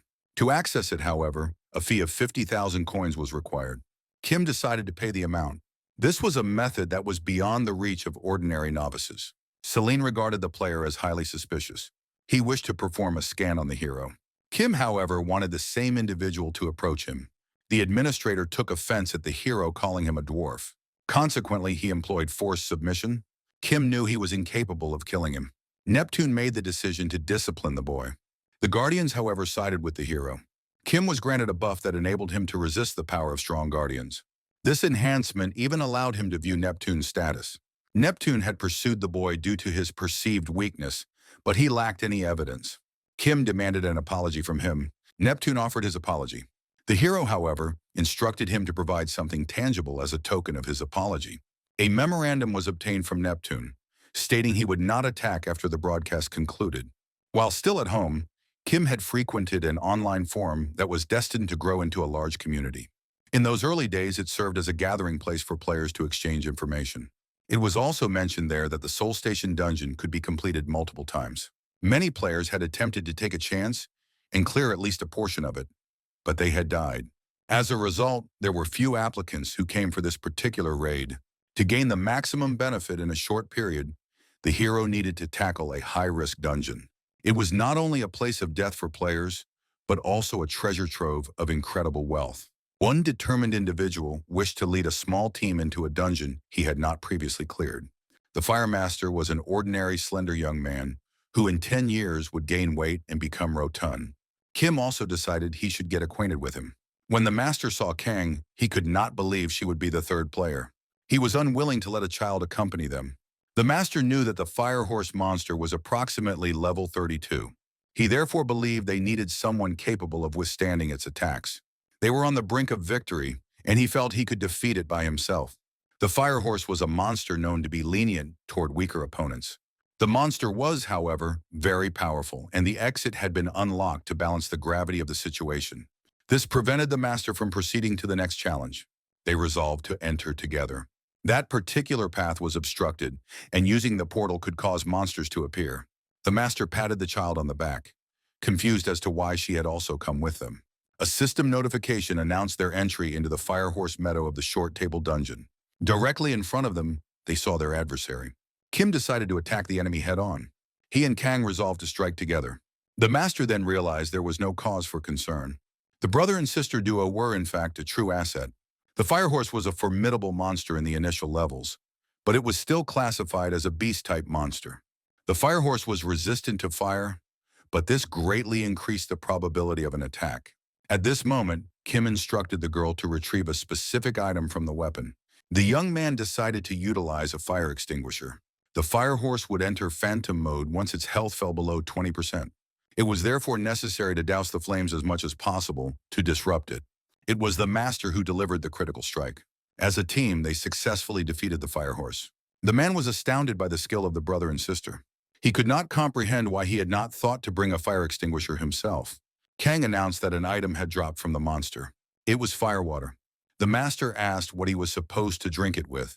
It was a stimulant designed to awaken the magical power of the fire attribute. Kim suggested that the Master should drink it.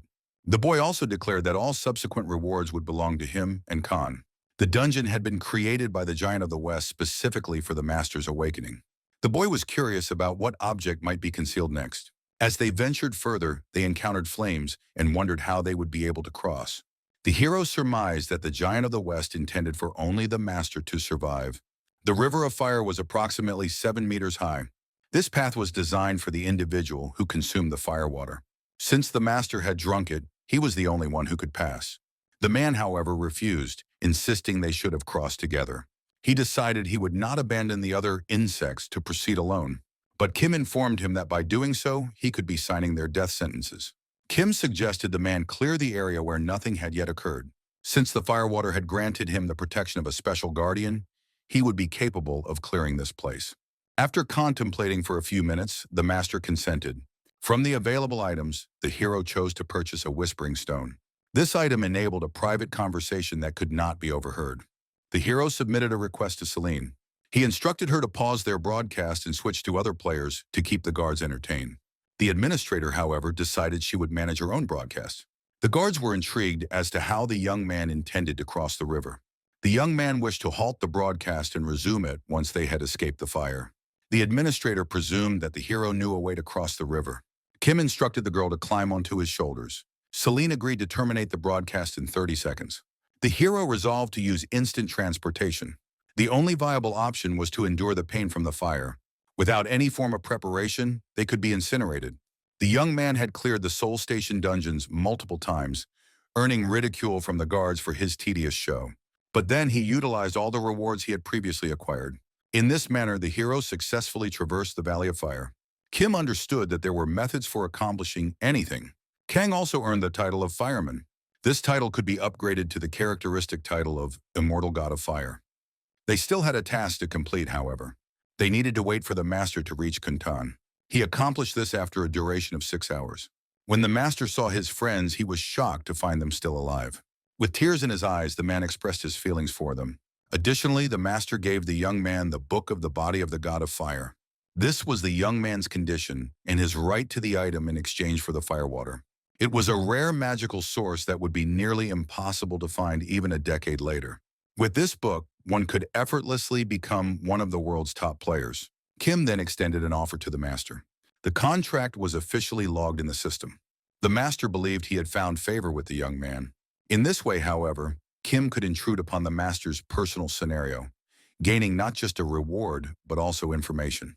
Following this, they went their separate ways, agreeing to meet again in 10 days.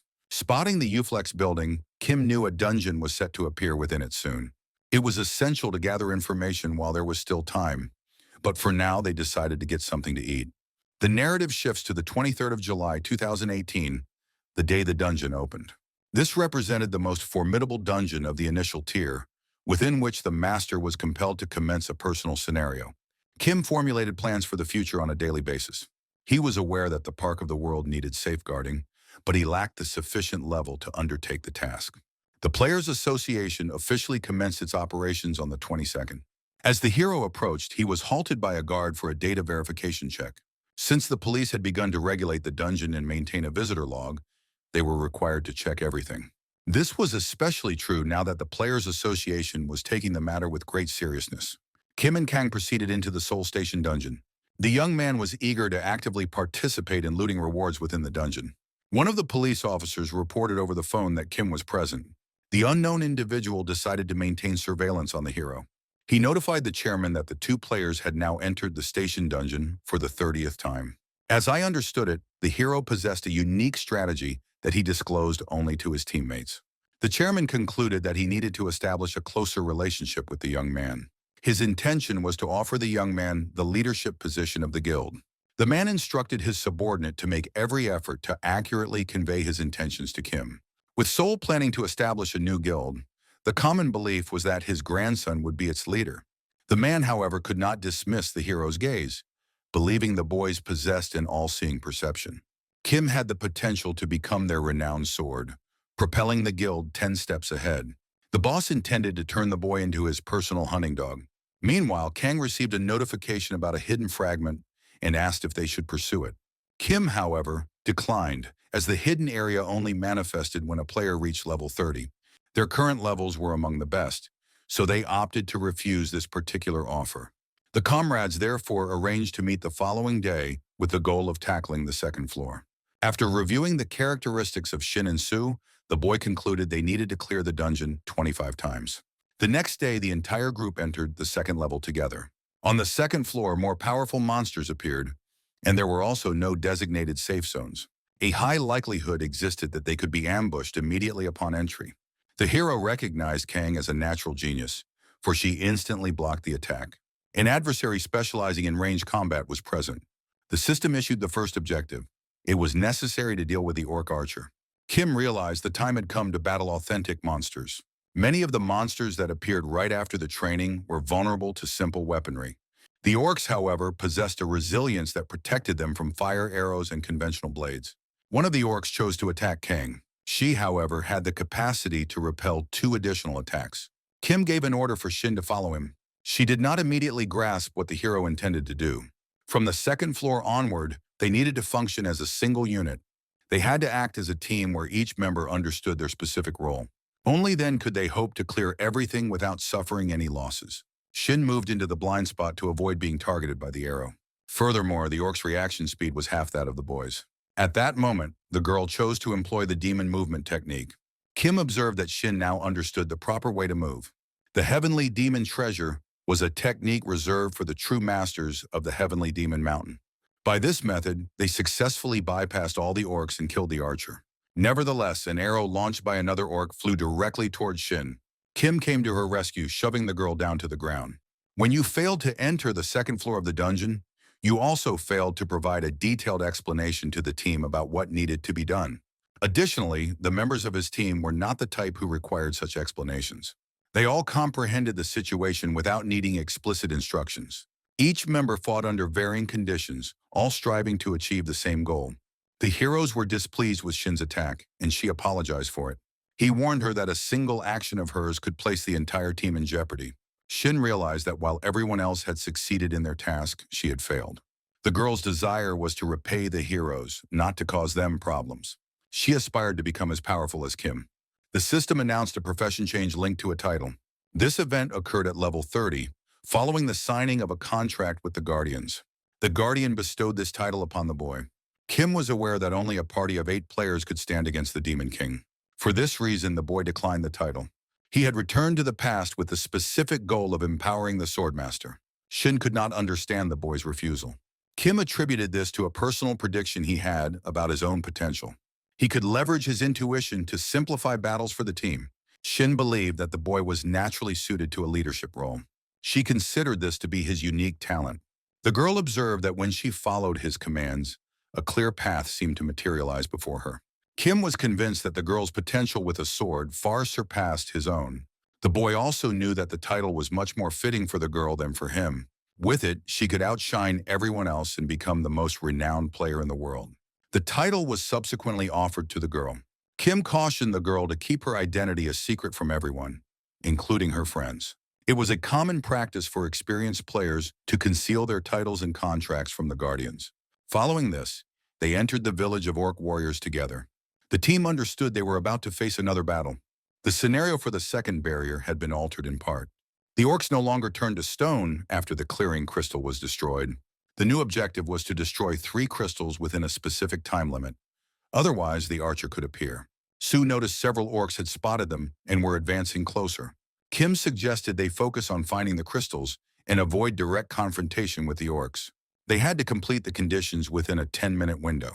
Suddenly, the great warrior materialized in front of them. It was a rare occurrence for the scenario to change for the players. This typically happened when a player's level increased with exceptional speed. As a result, eliminating it became a much more difficult task. This was a monster capable of growing stronger during prolonged battles. At its initial stage, it could only evolve into a smart orc warrior. The difference was substantial, reaching nearly level 40. The young man knew that if the archer joined the fight, they would have no chance of clearing this area. He wanted to devise an alternative method of passage. To start, the young man retrieved the key item, an iron rod that he had acquired earlier. Kim recommended searching the tent marked with the high flag. The hero was ahead of all the insects who needed to know where to go. He decided to handle the warriors by himself. Shin attempted to reach the crystal. She succeeded, and though the orcs pursued her, they eventually decided to give up. Peering inside the tent, they saw that all the orcs were asleep. Since the petrification effect had worn off, they were forced to fight. However, Shin informed them of the method for clearing the area. Sue and Kang had to battle their way through the orcs. Meanwhile, Shin launched an attack on one of them. The girl assaulted them, inflicting bleeding wounds. She also engaged the quick strike skill. The commotion caused all the other orcs to awaken as well. There was no longer any reason to run to the hero's crystal. The opponents would not go anywhere, even if the young man destroyed him. Therefore, his only remaining task was to kill him. He attacked them individually, striking at their necks. He had to be careful not to overdo it, employing a hit-and-run tactic. The team observed that the lead orc was extremely susceptible to blood. When they filled the tent with the scent, the opponent became intoxicated and began killing its own kind. The heroes witnessed the orc's body grow larger. Kim resolved to fight the single, large orc. This was a strategy that would ensure their survival. At that moment, the boy managed to acquire a skill for rankers that boosted resistance to mental attacks. Kang offered her help, but Kim forbade her from getting any closer. Her assistance would be futile against this particular enemy. This creature's power was too immense for anyone present to block. Consequently, only the hero could evade its attacks using instant movement. And he was the only one with the ability to get close to the enemy. At that moment, Shin recalled the boy's instructions on how to clear the dungeon. Inside the bag the boy had given him were the horns of a beast. They had poisonous properties and contained a paralyzing toxin. This was a trophy gathered from a pack of wolves in the training area. A single horn was insufficient to completely paralyze the great orc warrior. It did, however, make him significantly slower. The disparity in attack and defense power, however, remained unchanged. Although his body did not move as he wished, he could still easily crush ordinary people underfoot. He was keenly aware of his own predatory nature. Even an attempt to stab his eyes was not a fatal blow. The sole vital point that could be targeted was the jaw. The young man inflicted damage on the weak spot and jammed an iron rod into its mouth to prevent it from closing. The iron rod could not be allowed to slip from its mouth. Everyone fought the great warrior on equal footing. For killing the orc, however, they only received a molar tooth. For finishing the task, the hero was rewarded with 2 useful items from the great orc warrior set. He also received a special intimidation skill. The system announced that the Las Vegas cowboy had begun observing the hero. This was a guardian who prioritized the effectiveness of team play and coordinated actions with friends. He was known for forming a contract with only a single player. The cowboy showed his support for the young man with the great orc warrior leather pants. Thanks to him, he now possessed 3 items from the set. Following this, the team proceeded to attack the remaining orcs. They managed to accomplish this task quickly. Everyone put forth a great deal of effort. The system declared that the team would be exiting the dungeon in 20 seconds. Only Kim could see the portal that appeared before him. He shouted for everyone else to leave as he leaped into it himself. It was a jest, a hidden fragment that was visible only to Kim. The young man found himself in an unfamiliar forest. This was a form of special information that only proficient players could perceive. Such information had appeared at the very start of the training. The hero could perceive safe zones from the coma that were invisible to ordinary players. The young man therefore decided that if there were coma doors only he could see, he should view it as a privilege. He needed to locate and speak with the master of the unknown forest. Kim could not comprehend what sort of place this was. Its dimensions were as vast as the entire city of Seoul. The young man realized a single mistake could lead to his death from starvation. He also noted that he had managed to reach level 30. The forest was immense, and even Kim was unaware of its existence. The system announced that the level of his perception eye had increased. Celine began to detail the magical camping sets the boy had received. The magical fire had the capacity to burn for over 3,000 hours. The hero was captivated by the sponsored items. Celine instructed the boy to repeat all the information she had just relayed to him. The hero accomplished this with ease. Kim found it highly unusual that the task had been completed so quickly. The boy was also concerned by his complete lack of knowledge about the forest. His only lead was the search for the forest master. The hero observed that the area was governed by the passage of time. The hero did not believe the dungeon was of a high difficulty where the directions constantly changed. As evening approached, the boy made camp and started a fire. Celine inquired if the boy had any knowledge of the place. The hero immediately understood that this question was being relayed from the guardians through her. The investigation itself was not particularly interesting or exciting. The hero, however, diligently tried to gather any available clues. Kim discovered 3 distinct types of claw marks. They were left on trees, and the tracks suggested they belonged to cat-like monsters. Given the absence of any signs of combat, the young man presumed there were no battles in the forest. Kim also deduced that by moving along the borders, one could evade the majority of monster attacks. Malevolent avian monsters took to the skies at night. It struck him as very peculiar, however, that he had not encountered any traces of victims. The young man suspected that only the first day would be this tranquil. He was capable of handling everything. The key was not to panic. Kim was seeing this place for the first time without any knowledge of its strategy, and had only failed to find the tracks of certain beasts. He believed one should be afraid there, but made an effort to stay calm. This type of game seemed far more engaging to him. Some referred to such an ability as a talent. He could only hope he would not be one of those who shine only at the beginning of their journey. The 4th day of the investigation had arrived. The boy entered the warming village of the Christians. It was supposed to be a safe zone, yet the houses were on fire. There he spotted one house from the coma that was not severely damaged. The boy discovered a fragment of old Christian postal paper. As part of it had been burned away, the hero could not read the entire message. He did understand, however, that the wrath of the forest master had burned the village. Since another village existed at the opposite end of the forest, The boy thought he might be able to meet the owner there. The eye of perception indicated that something was tailing him at that very moment. The hero had a very strange sensation and decided against relaxing in the safe zone. The system declared that the boy was unable to move any further. He therefore decided to investigate the westernmost section of the village, but a transparent wall obstructed his path. At this moment, the Las Vegas cowboy extended a proposal. The boy knew that the cowboy occasionally tempted players with sweet propositions that were difficult to decline. The system announced that the hidden fragment presented a reward for clearing the forest within 3 days. The sum for successful completion was stated as 100,000 coins. Kim pondered what the consequences would be if he failed to complete the task. The administrator clarified that if the hero did not finish the task, he would only be able to sign a contract with the cowboy. Celine asked if the boy had accepted the assignment. Kim declined the offer. He disliked gambling intensely. While he might occasionally take a risk, he never wanted to play in that manner. He understood that clearing the area in 3 days would be a genuine success. Only a fool would make an incomprehensible wager without any information. Kim acknowledged that rejecting such a proposal at level 29 was illogical, yet he disregarded this fact.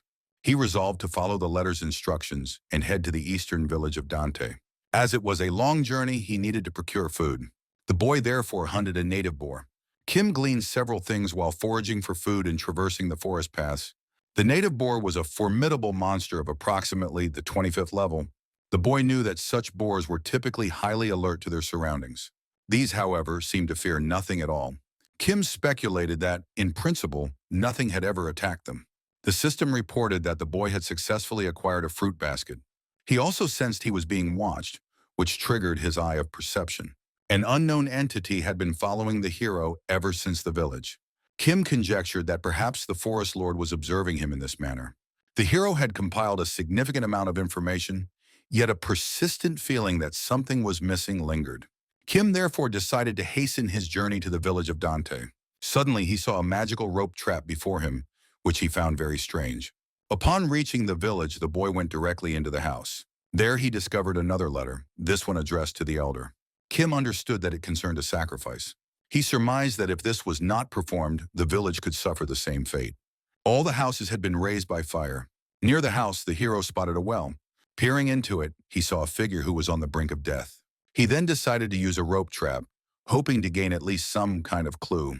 He cast the rope into the well and attempted to rescue the girl. Having secured the girl with the rope, Kim realized she was an elf. They possessed exceptional healing and recovery skills, and were also renowned for their beautiful appearances. Kim decided to save the girl by using an elixir. After bringing it to her nose, the elf regained consciousness. 1T44. The girl reminded the hero of a plant because of how quickly she recovered from the potion. The elf expressed her gratitude to the young man for saving her. Kim guessed that she was a resident of that city and that the forest owner was angry with her. She stated that she had never been able to perform a sacrifice at the altar. Kim understood the potion had only revived her temporarily and that she would soon have to return to the embrace of nature. The elf's destiny was to turn to dust and serve as nourishment for the oak tree. Kim recognized that this forest was exceptionally peculiar. The hero speculated that the hidden zone was an illusion, designed to replicate an ordinary uncharted forest. As he had predicted, the elf crumbled into dust and vanished from sight. Following this, he sensed a green wind but could not see it. This was a zone with haphazard settings. It seemed as if it had been brought into existence by the very insect he had read about, which had been following the young man. Kim knew that if he failed to destroy the illusion, he could die on the spot. There was a strong possibility he would become a new character in the quest for the next player to discover this place. The eye of perception responded to the player's formidable willpower. He was certain that this fake zone must have a boundary. The letters pointed to the extreme east or west. At the border, notifications would appear, indicating the impossibility of proceeding further. The enraged hero therefore resolved that he must breach the border of this illusion. At first, it appeared to him that he was still in the previous forest, but its size had diminished dramatically. Before, he could not even encompass it with his eye of perception. But at that moment, the forest was no larger than a small village. Kim presumed that something had assisted him in destroying such a vast zone. He theorized it was an artifact that drastically amplified magical power. At that moment, he wondered why nothing had yet appeared before his eyes. An unidentifiable monster materialized before him. It was the Lord of the Forest, a gaunt goblin. This creature possessed 3 stages of evolution. During their inaugural appearance in Italy, 400 people were consumed in a single location. A first-stage goblin, however, was what appeared in front of him. It felt self-conscious and feared the boy would steal its treasure. Kim knew that it had concealed its magic power stone behind its back. Due to its embarrassment, the thin goblin's intellect regressed to that of a child. The hero employed his special skill, Instant Strike. Kim knew that using such a large-scale technique should create an opening. He successfully defeated the goblin. Kim realized he had managed the situation completely. He decided to depart once he could claim his reward. He also intended to take the magic stone, which was a valuable artifact. Upon getting closer, however, the desired item was not there. The boy then surmised that he might have overlooked something. Suddenly, a chipmunk appeared before him. The chipmunk held out its hands toward the boy, as if in expectation. The path beyond the forest had not materialized, and there was no dungeon exit either. The boy guessed that the chipmunk was the final piece of the puzzle in this zone. The creature seemed to be a very difficult beast, so the hero decided to propose a deal. Kim presented him with an offering of black bull meat. The beast, however, was not pleased with it. He then produced the goblin's perfume, but that too failed to work. He then resolved to offer it something of great value. This, however, represented a significant loss for the hero himself. The chipmunk then opened a window and proposed a deal. Upon confirmation of the deal, the system announced the acquisition of a magic stone of reinforcement. The specially hidden zone of the unknown forest had been completely cleared. The hero was thus transported to the second entrance of Seoul Station. It seemed to the boy that everything had transformed, and there were no longer any people observing the players. At that moment, he noticed it was very hot outside.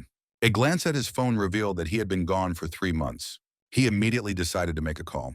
He returned home and was reunited with his family. Everyone had been extremely worried about him. Turning his head, the boy saw a chipmunk and was confused as to why it was there. It turned out to be Khan's new toy. The boy could not comprehend how a common chipmunk possessed so many unique skills. The girl had named him Darren. Through some strange process, he had become Darren's master.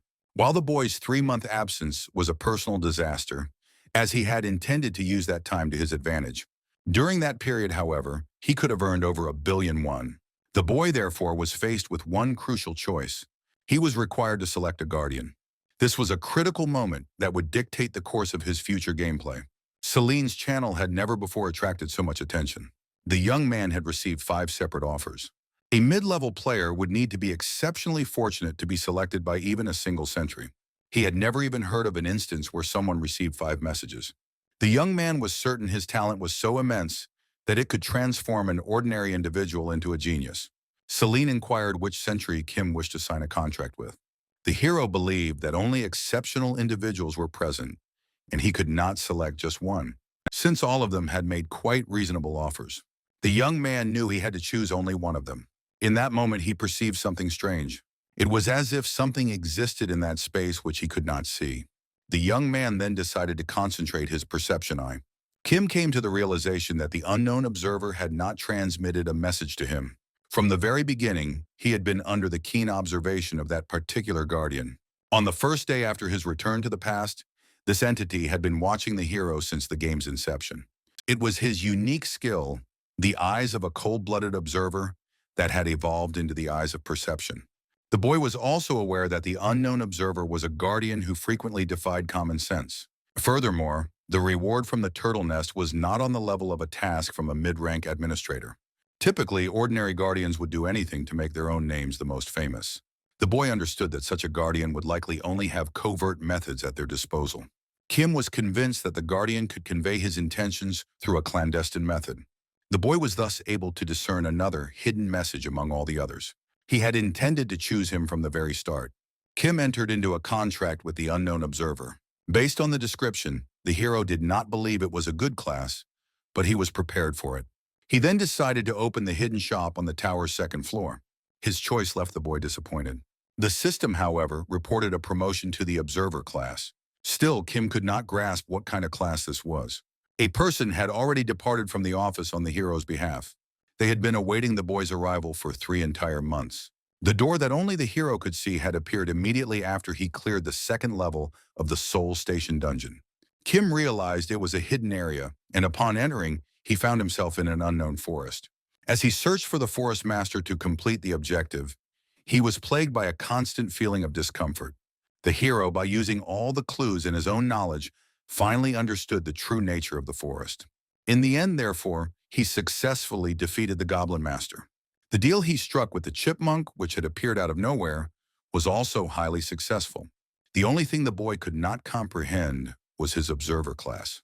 It lacked even fundamental attack or defense skills. By increasing the level of the eye of perception and sharing skills at the opportune moment, the King of Fists could demonstrate a one-hit kill. There was also the issue of raising its level, a process that could take him 5 years. Kim, however, was capable of handling it more quickly. The hero, therefore, had a sense that he would succeed. The system reported that the name of the unknown observer was concealed. He did not wish to disclose the fact that he had signed a contract with the boy. Kim vowed to play to the best of his ability.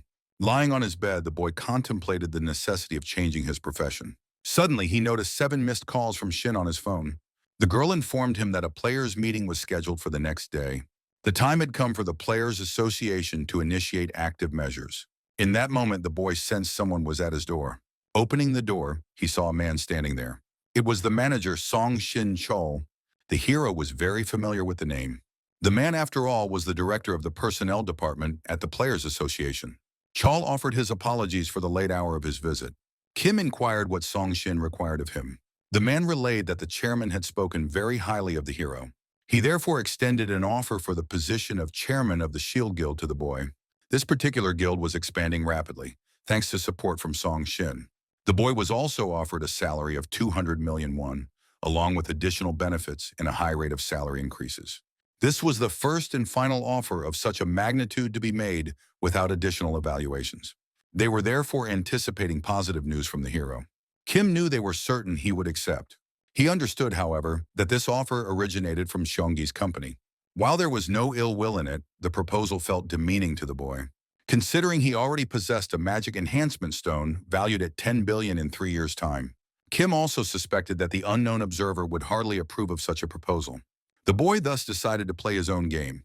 The hero's team was also extremely worried about him. He even found that he liked it. The members of his team had also accomplished a great deal in the past 3 months.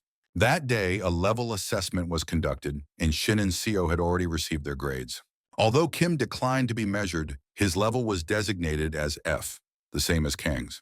The boy was of the opinion that high ranks were exclusively for players with combat-oriented classes. The official training was about to commence. Song was also in attendance there. Kim understood that Kang had been instrumental in helping him befriend everyone. Glancing at his watch, the hero knew it was time to begin, but not everyone had arrived yet. His gaze then fell upon one particular person. This marked the beginning of that day's events. Young had entered into a contract with the brave Lion King and was searching for a target to fight.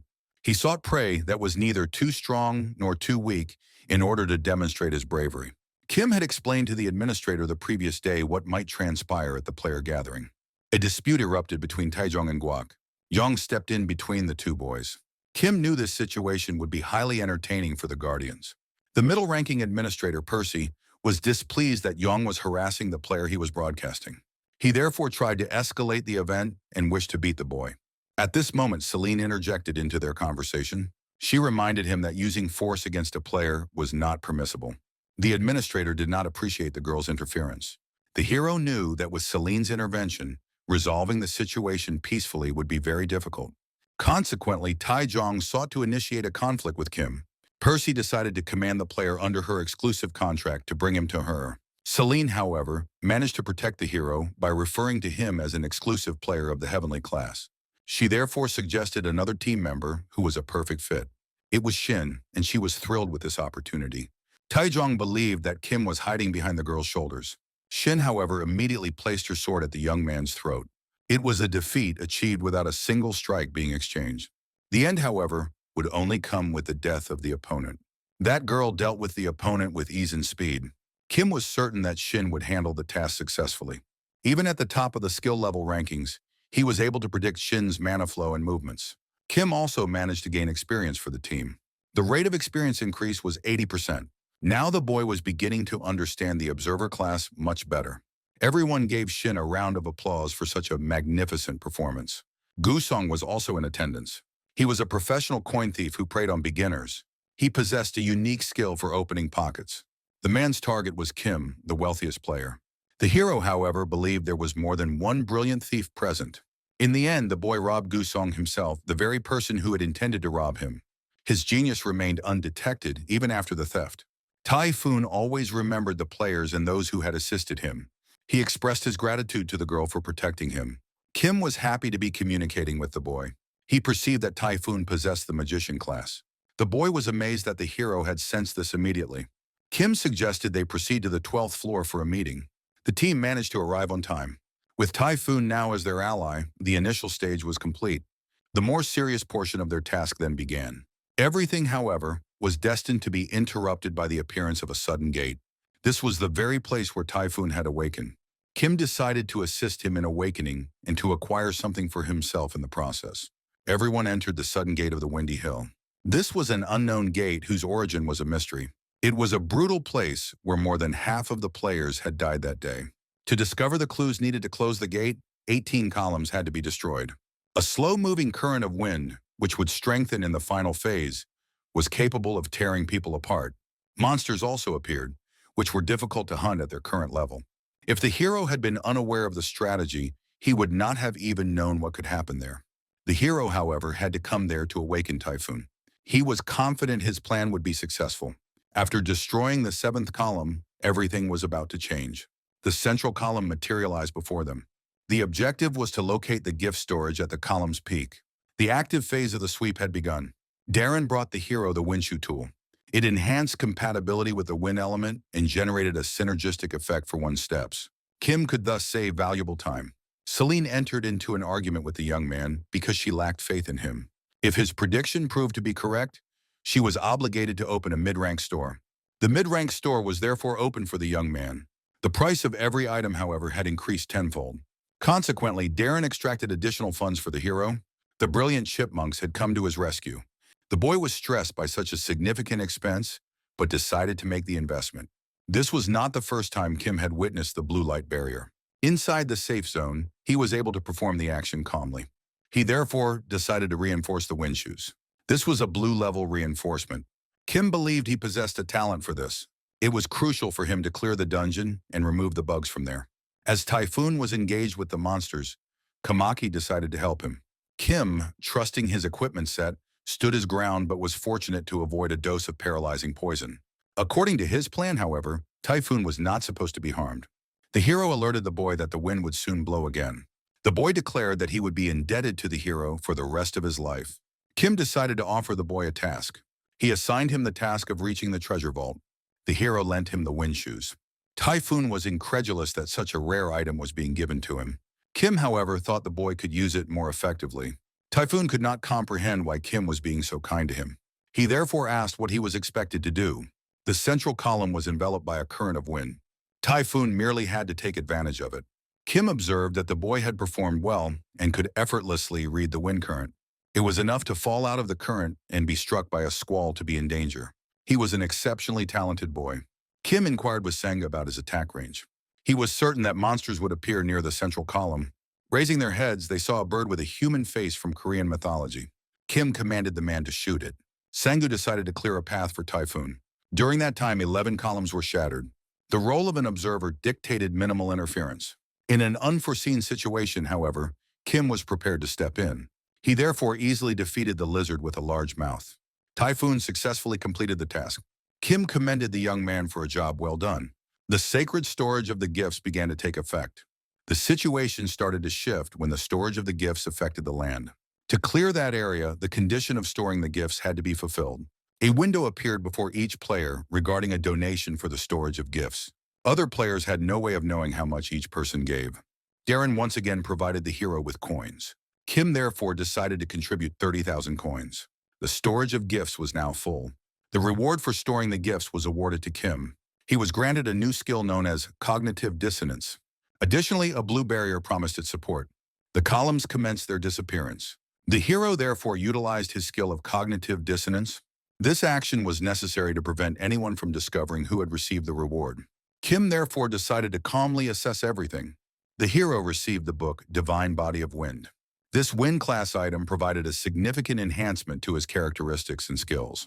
It was a special artifact capable of transforming a person into a unique genius. The hero considered himself exceedingly lucky. Kim noticed that Typhoon had something on his back. It was his son's candle. This was a random artifact whose activation conditions were unknown. A new zone was slated to open at the moment it was extinguished. One could select players to bring along, but the endeavor was extremely risky. If it were extinguished too hastily, however, the difficulty could escalate. At that moment, the hero moved to put it out. Everyone witnessed an inexplicable gust of wind. Kim alerted everyone to prepare themselves as they were once again heading to the next gate.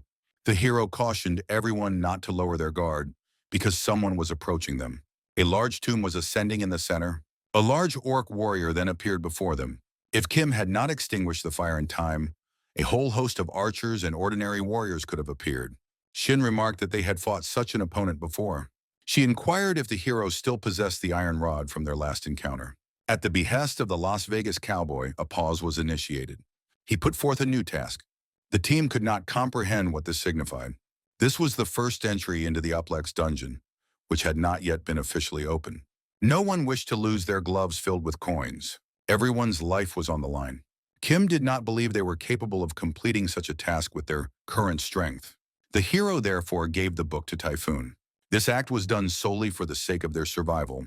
The king of Las Vegas was a master of gambling, and thus he set the conditions on the very edge of failure.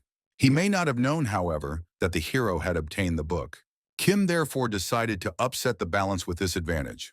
He also resolved to make an offer to the king. For the guard who deemed the gambler worthless, proposing a counter deal was a direct route to the grave.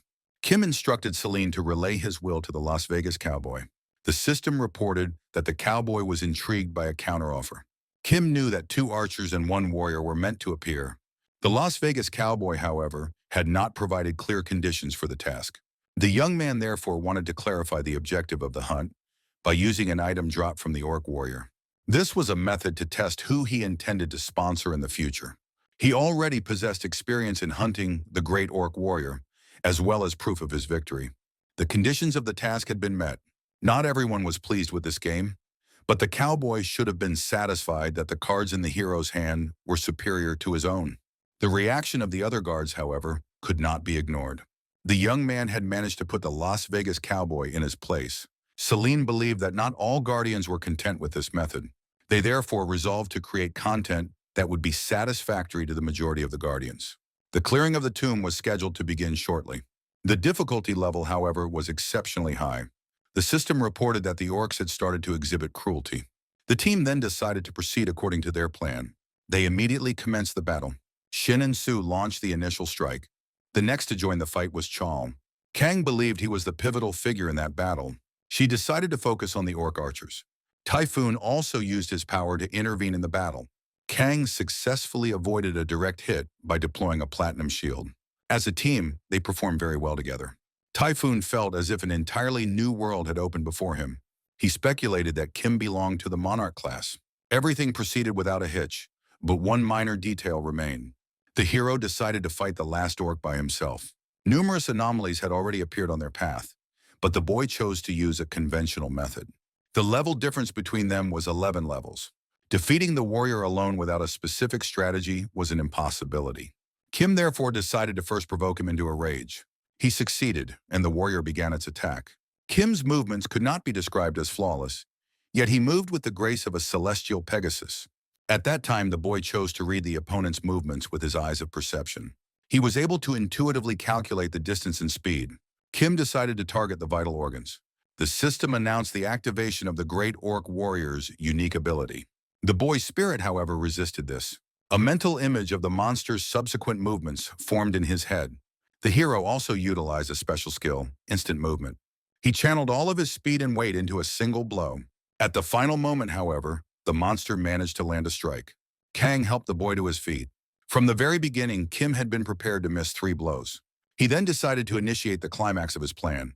Typhoon and Chal combined their magic into a single pile. They focused all their strength and energy to ensure the monster's demise. This was the first time they had used a fusion of their powers, but the hero was confident they would succeed. Finally, Shin and Su entered the battle against the monster. The system reported victory over the great orc warrior. A level 30th player had fought head-on with a level 41st orc warrior. When faced with problems, he had received help from his friends in order to achieve victory. This was a resolution that the Guardians could not help but admire. All participating players were given awards. They also received a sum of 150,000 coins. This had been a gambling task in which 3 guardians had joined forces.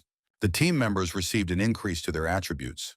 Kim received a secret reward, a spell book of a high-ranking orc. Suddenly, however, the Lord of the Fields became very hostile toward the hero.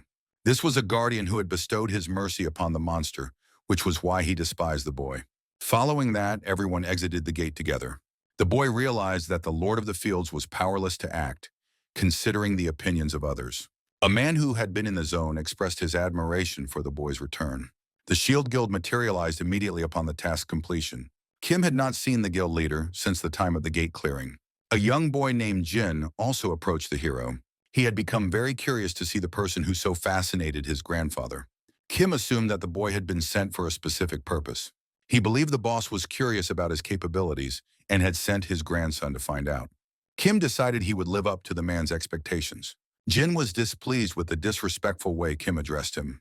He commanded his guards to immediately force the hero to his knees. Kim requested that the boy behave with more politeness. He also advised him that he could appear impressive if he conducted himself properly. After that, Kim chose to depart. Slowly, everything began to become clear to the hero. One of the men declared that the players were not permitted to leave, as the Players' Association had decided to take control of all of them. The association had resolved to investigate the appearance of new gates and the deaths of players. Kim surmised that their simple intention was to exert pressure on them. There was no reason to hold back in front of them, yet everyone appeared very frightened. Shin observed that the atmosphere had become very tense. Someone was intentionally cultivating this tense atmosphere, but Kim could not determine who it was. Celine also wondered what kind of picture was being constructed. Dim stated that the head of the house would receive a message. They would then begin to create the necessary steps. Therefore, provoking Jin was part of the plan, as he had become the bait. The bait triggered a reaction, and that reaction was intended to create another bait. The objective was to compel the shield to act. Kim announced that the show was beginning. The hero decided to increase their value. He would take control of the shield. He suggested that the team take a brief rest. The hero asked when the players had become Choyal's subordinates. The man explained they had no alternative. All players were required to become members of the association. After experiencing such pressure, Kim had no inclination to cooperate with Shin. This was especially true when rude children were ordering him to kneel. Jin attempted once more to prove his status to the boy. The hero, however, was able to put him in his place again. He then stated that this was sufficient for the chairman to understand his thoughts. At this point, Jung entered the conversation. His pride had been wounded. Kim's refusal to cooperate presented a perfect opportunity to intervene. Choyal claimed that the association simply wished to gather some data. Kim failed to see what harm could come from them sharing some information. The young man believed this would be highly advantageous for future games. Kim understood that the association had come with the intent of cleaning up the players to obtain information about new developments. The young man believed that business partners did not behave in this manner. Following that, he made a joke about his conversational partner, which was not well received. Choyal challenged the hero to a battle. Celine reported that this issue was unrelated to the scenario. Kim decided he would accept the challenge. The boy had little justification for not acting as an observer. Choyal made the choice to attack first. Kim felt that his adversary was moving at half speed. He was able to see all of his movements. The system announced an additional vision function. These were eyes that could peer into the future, accurately predicting an opponent's movements and attacks. The boy could thus see 1 second into the future. The boy also explained that the very essence of his class was observation. The leader was meant to gather information through the observer, who in turn helped direct the team members correctly. This involved maximizing the team's efficiency and unlocking each player's potential. By defeating his opponent, Kim showcased his abilities to everyone. The boy's class was elevated to Monarch, thus completing the second stage. The boy, however, sensed that this was not yet the end. At that moment, he heard someone call out his name. The brave Lion King and Yang were not ones to give up so easily. The Lord of the Fields also decided to make a move. Yang entered a berserk state and, together with the monsters, intended to attack the young man. Choyal wanted to incinerate them, but the main character stopped him. This time, the hunt was not for them. The police arrived to provide protection for the team. Kim warned them that conventional weapons would be ineffective against the monsters. The young man also realized that the special forces seemed to have been anticipating this moment. The police attempted to halt them and prevent them from getting closer. The guild had to take the initiative and destroy themselves. Ordinary weapons, however, were powerless against those monsters, necessitating reinforcements. Monsters were attacking from all directions. Kim had one method to stop the monsters and save everyone. The guild was alarmed by this turn of events.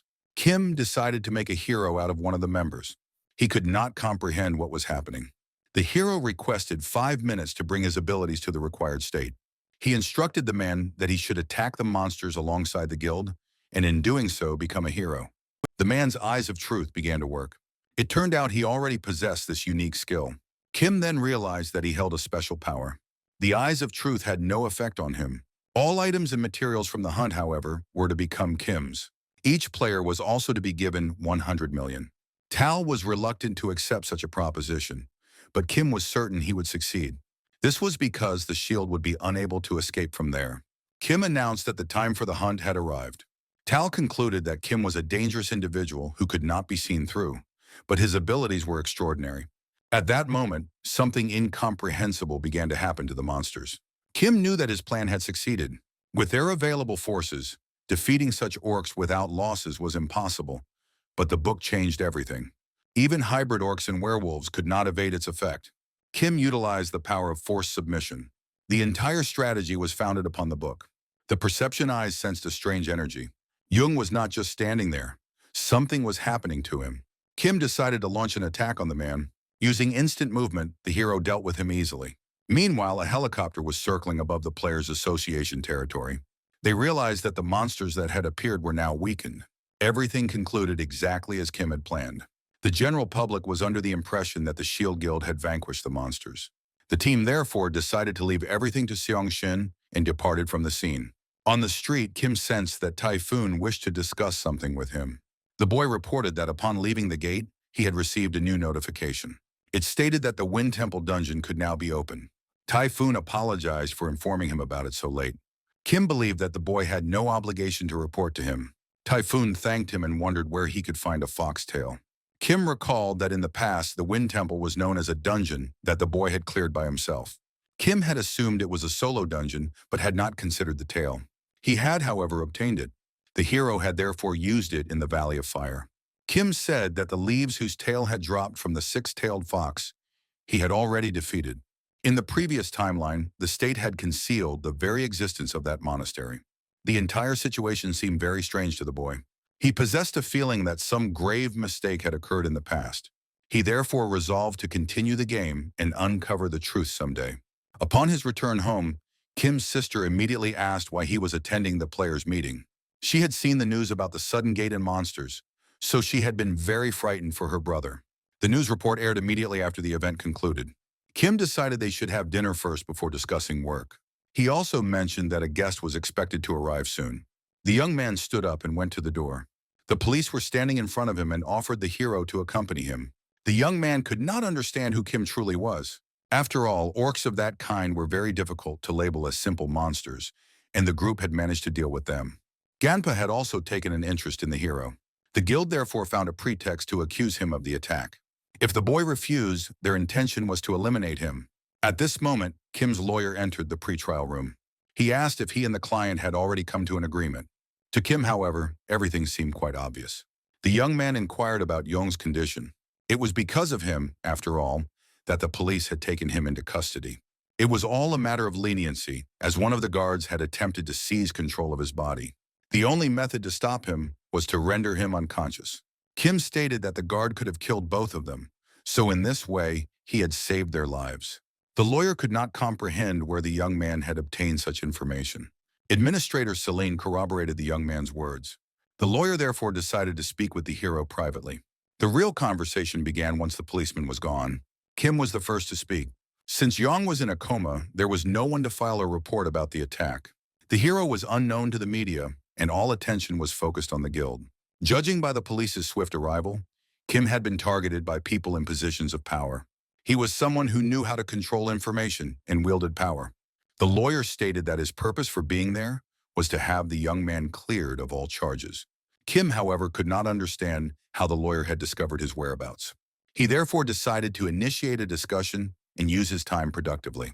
The man knew that Kim had frightened his brother and had spoken ill of his grandfather.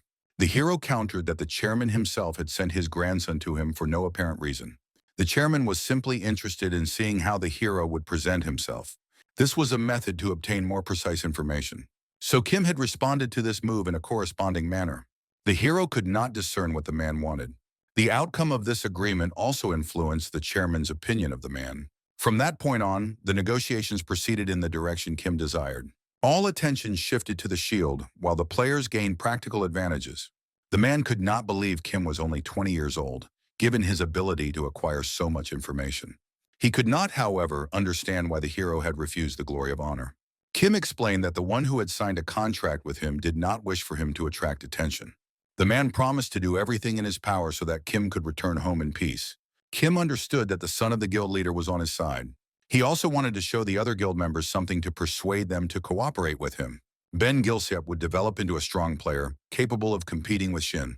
The hero therefore decided to demonstrate the significant difference in their skills to him and the guild.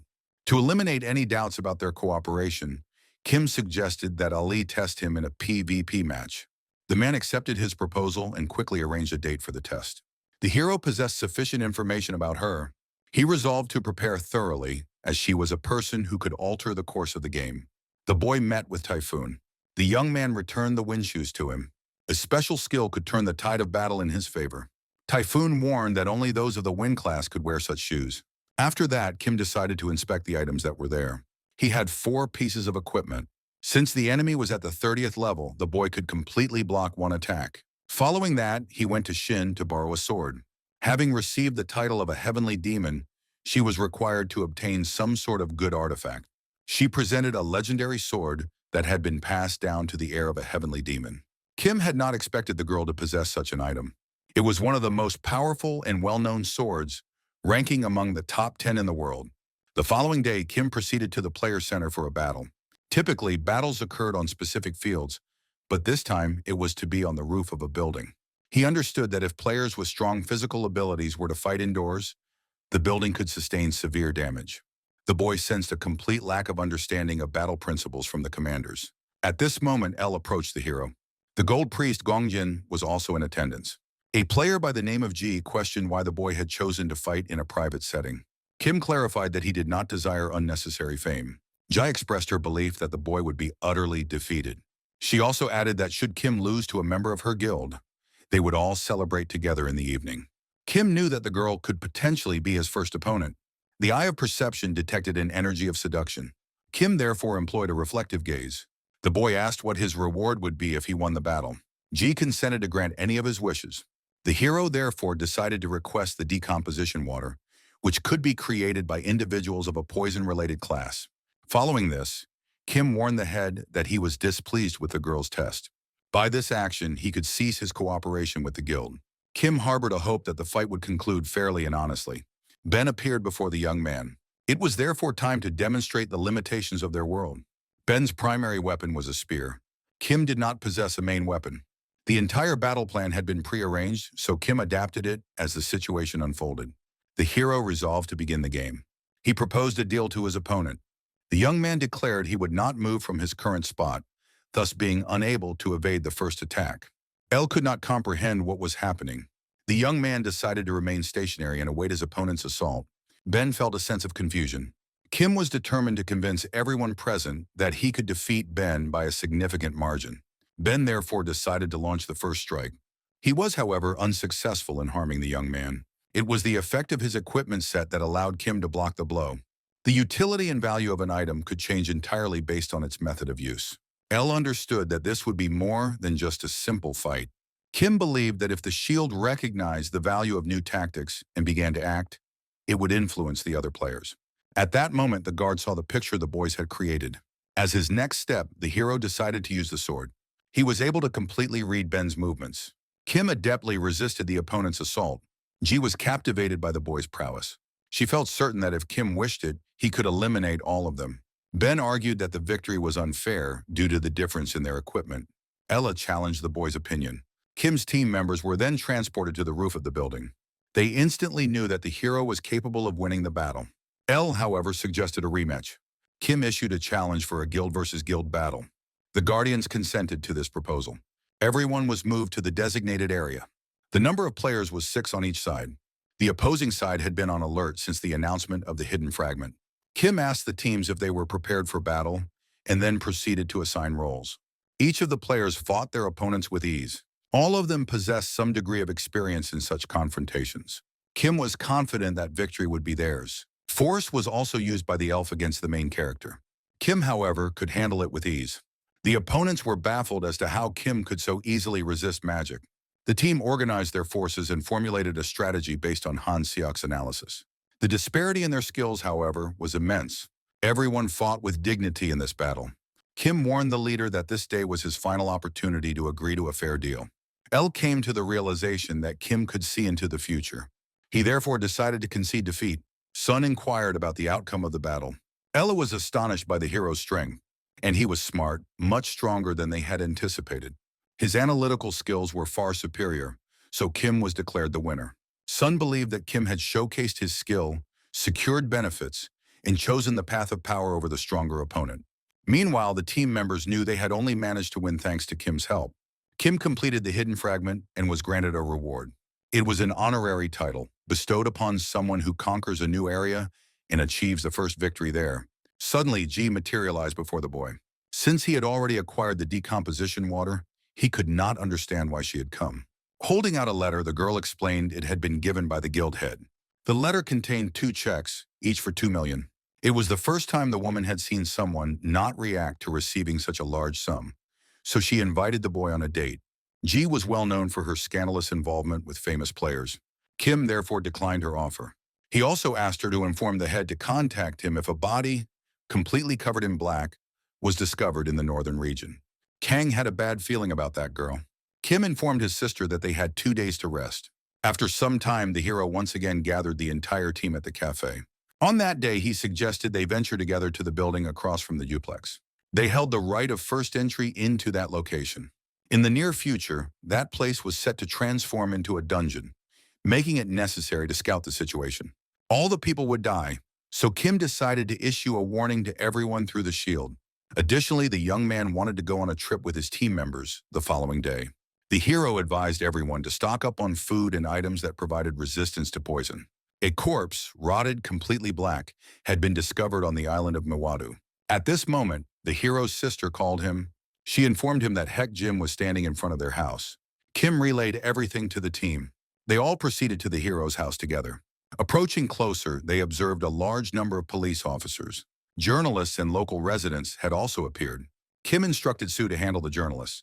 The hero moved closer to the body, hoping to clarify something at the very least. Kim knew that the monster responsible for dragging people underground drained all their life force, which caused the body to turn black. The boy believed the area was extremely dangerous. At that moment, an unknown creature attacked a policeman right before his eyes. Shin immediately attempted to stop it with her sword. Kim warned that no one should make contact with the poison. He determined that they needed to locate the entrance to the gate. The team made their way into the forest. L had also arrived at the scene of the incident. Kang spotted something strange and reported it. There was a field of flowers covered in yellow blossoms, in the middle of which a gate had activated.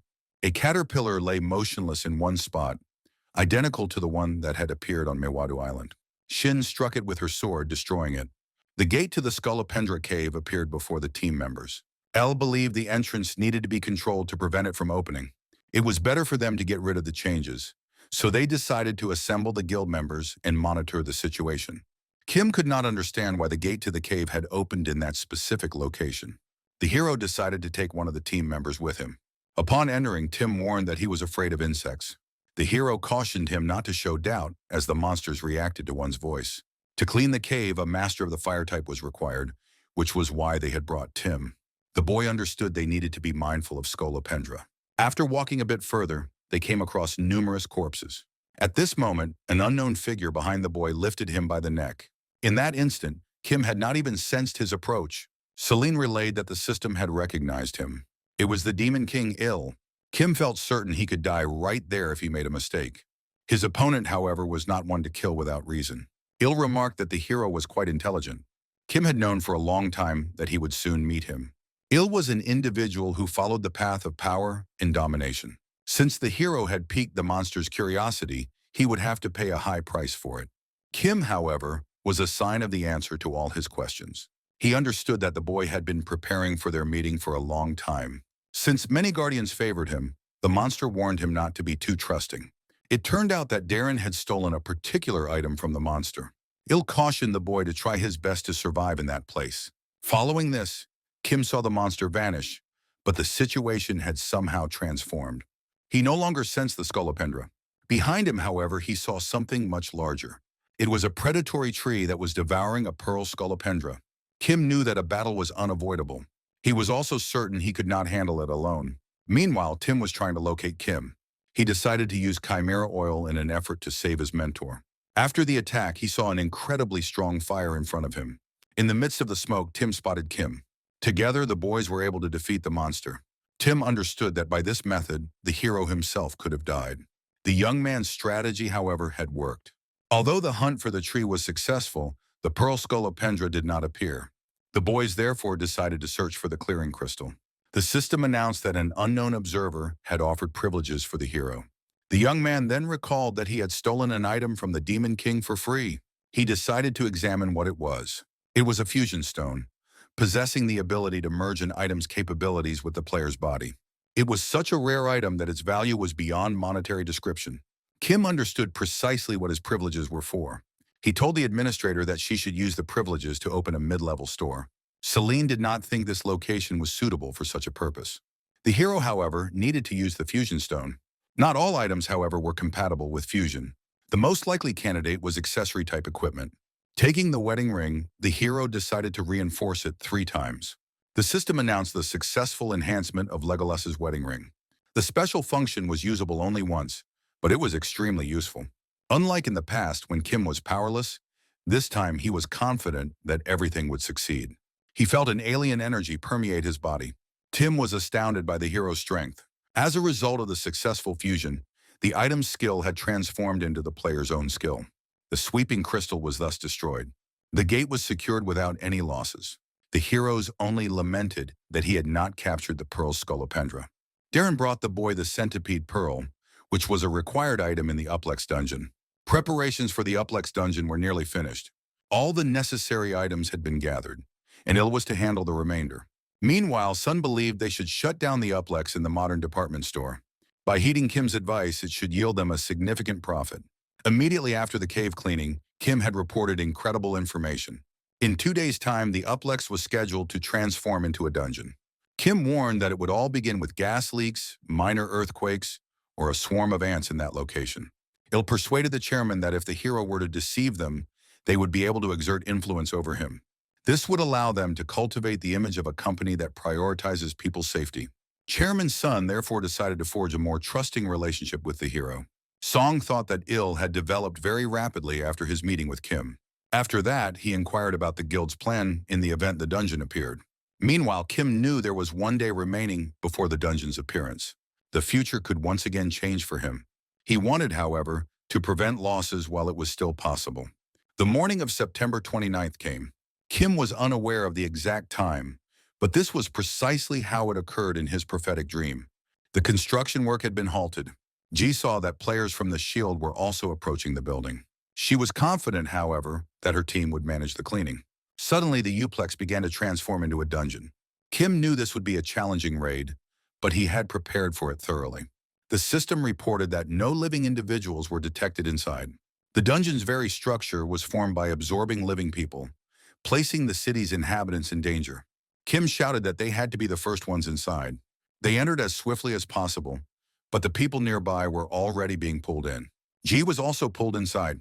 The dungeon's expansion was halted through the normal entrance. The operation to sacrifice lives was put on hold. It was fortunate that the team had managed to enter so quickly and was able to assist the people.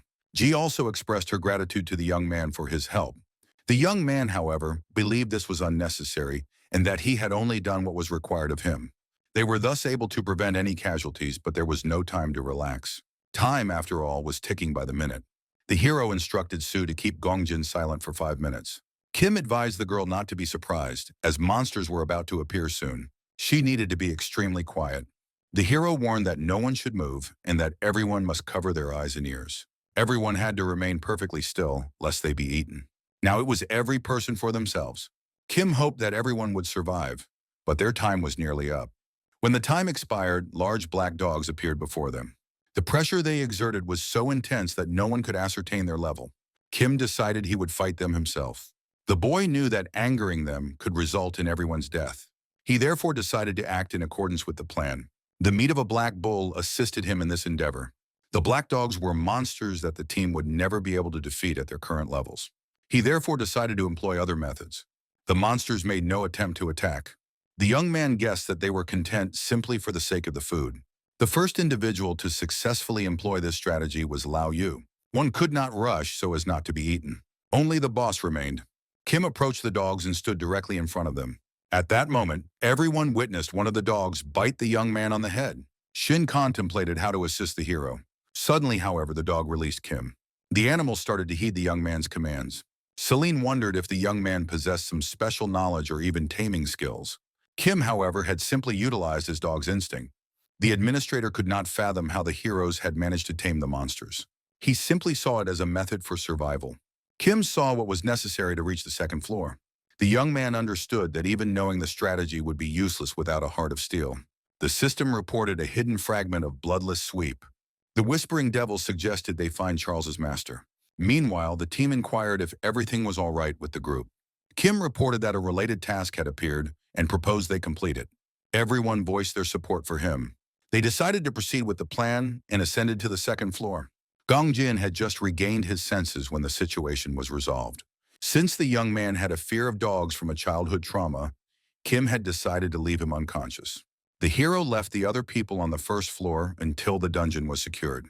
2T45. Ji also decided to become part of Kim's team. She believed that hunting alongside the best player in the world would be a valuable experience for her. The young man sensed a strange curiosity in her gaze. He was indifferent to this and permitted them to join the group. Approaching the dogs, he commanded them to sit still. Following that, everyone ascended to the second floor together. Suddenly, they saw a small boy in front of them who was crying for help. It was a boy named Ivan, who immediately ran to the hero. Kim knew that the strategy for clearing this floor began with the child's appearance. Ivan even reported that it was necessary to save his grandfather. Kim was interested by such a proposal. He was certain this was a false task that the system could generate. The hero was sure that the boy was merely a front and was in fact someone entirely different. At this moment, the boy started to flee. Kim realized that he had been correct. The small boy even transformed into a large white monster. Kim knew that it was a possessed child whose body had been seized. It was a white rabbit. The fig tree stick was the ideal weapon against such a monster. At that moment, the white rabbit lunged at the boy. Kang came to his aid. The day before, he had explained to the team members how they should act. Su and Kang blocked the opponent's movements. Meanwhile, Kim struck its head with all his strength. The monster, having been hit on the head, collapsed in pain. At that moment, Shin emerged. With monsters like these, one had to exert effort until their true form appeared. Physical attacks were ineffective against ghost-type monsters, so Typhoon and Tim used a fire arrow. They finished off the monster in an instant. Their plan had succeeded. Everything had proceeded very smoothly, without any deviations. The boy's body returned, and he thanked them for their assistance. The Guardians were satisfied. Celine announced they were compelled to pause the process, as Kim had to make an important choice. Since he had demonstrated an impressive performance on the second floor, he was offered the opportunity to choose between the privileges of a noise conductor and a white hunter. The boy knew that these Guardians provided support to high-class players from Italy. They were also in a state of war with each other, so he could only align with one side. Kim decided he would choose neither. He believed he had not yet fully unlocked his potential. He could not fathom what kind of game the Guardians expected from him. He was content with the current progression of the game and planned to accept the rewards at a later time.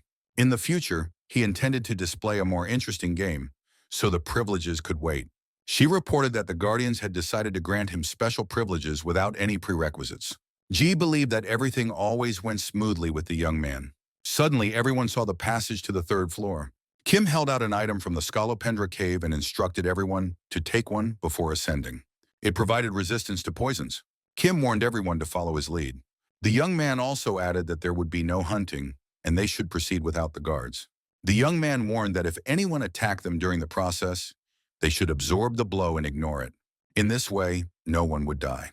The hero had become specialized.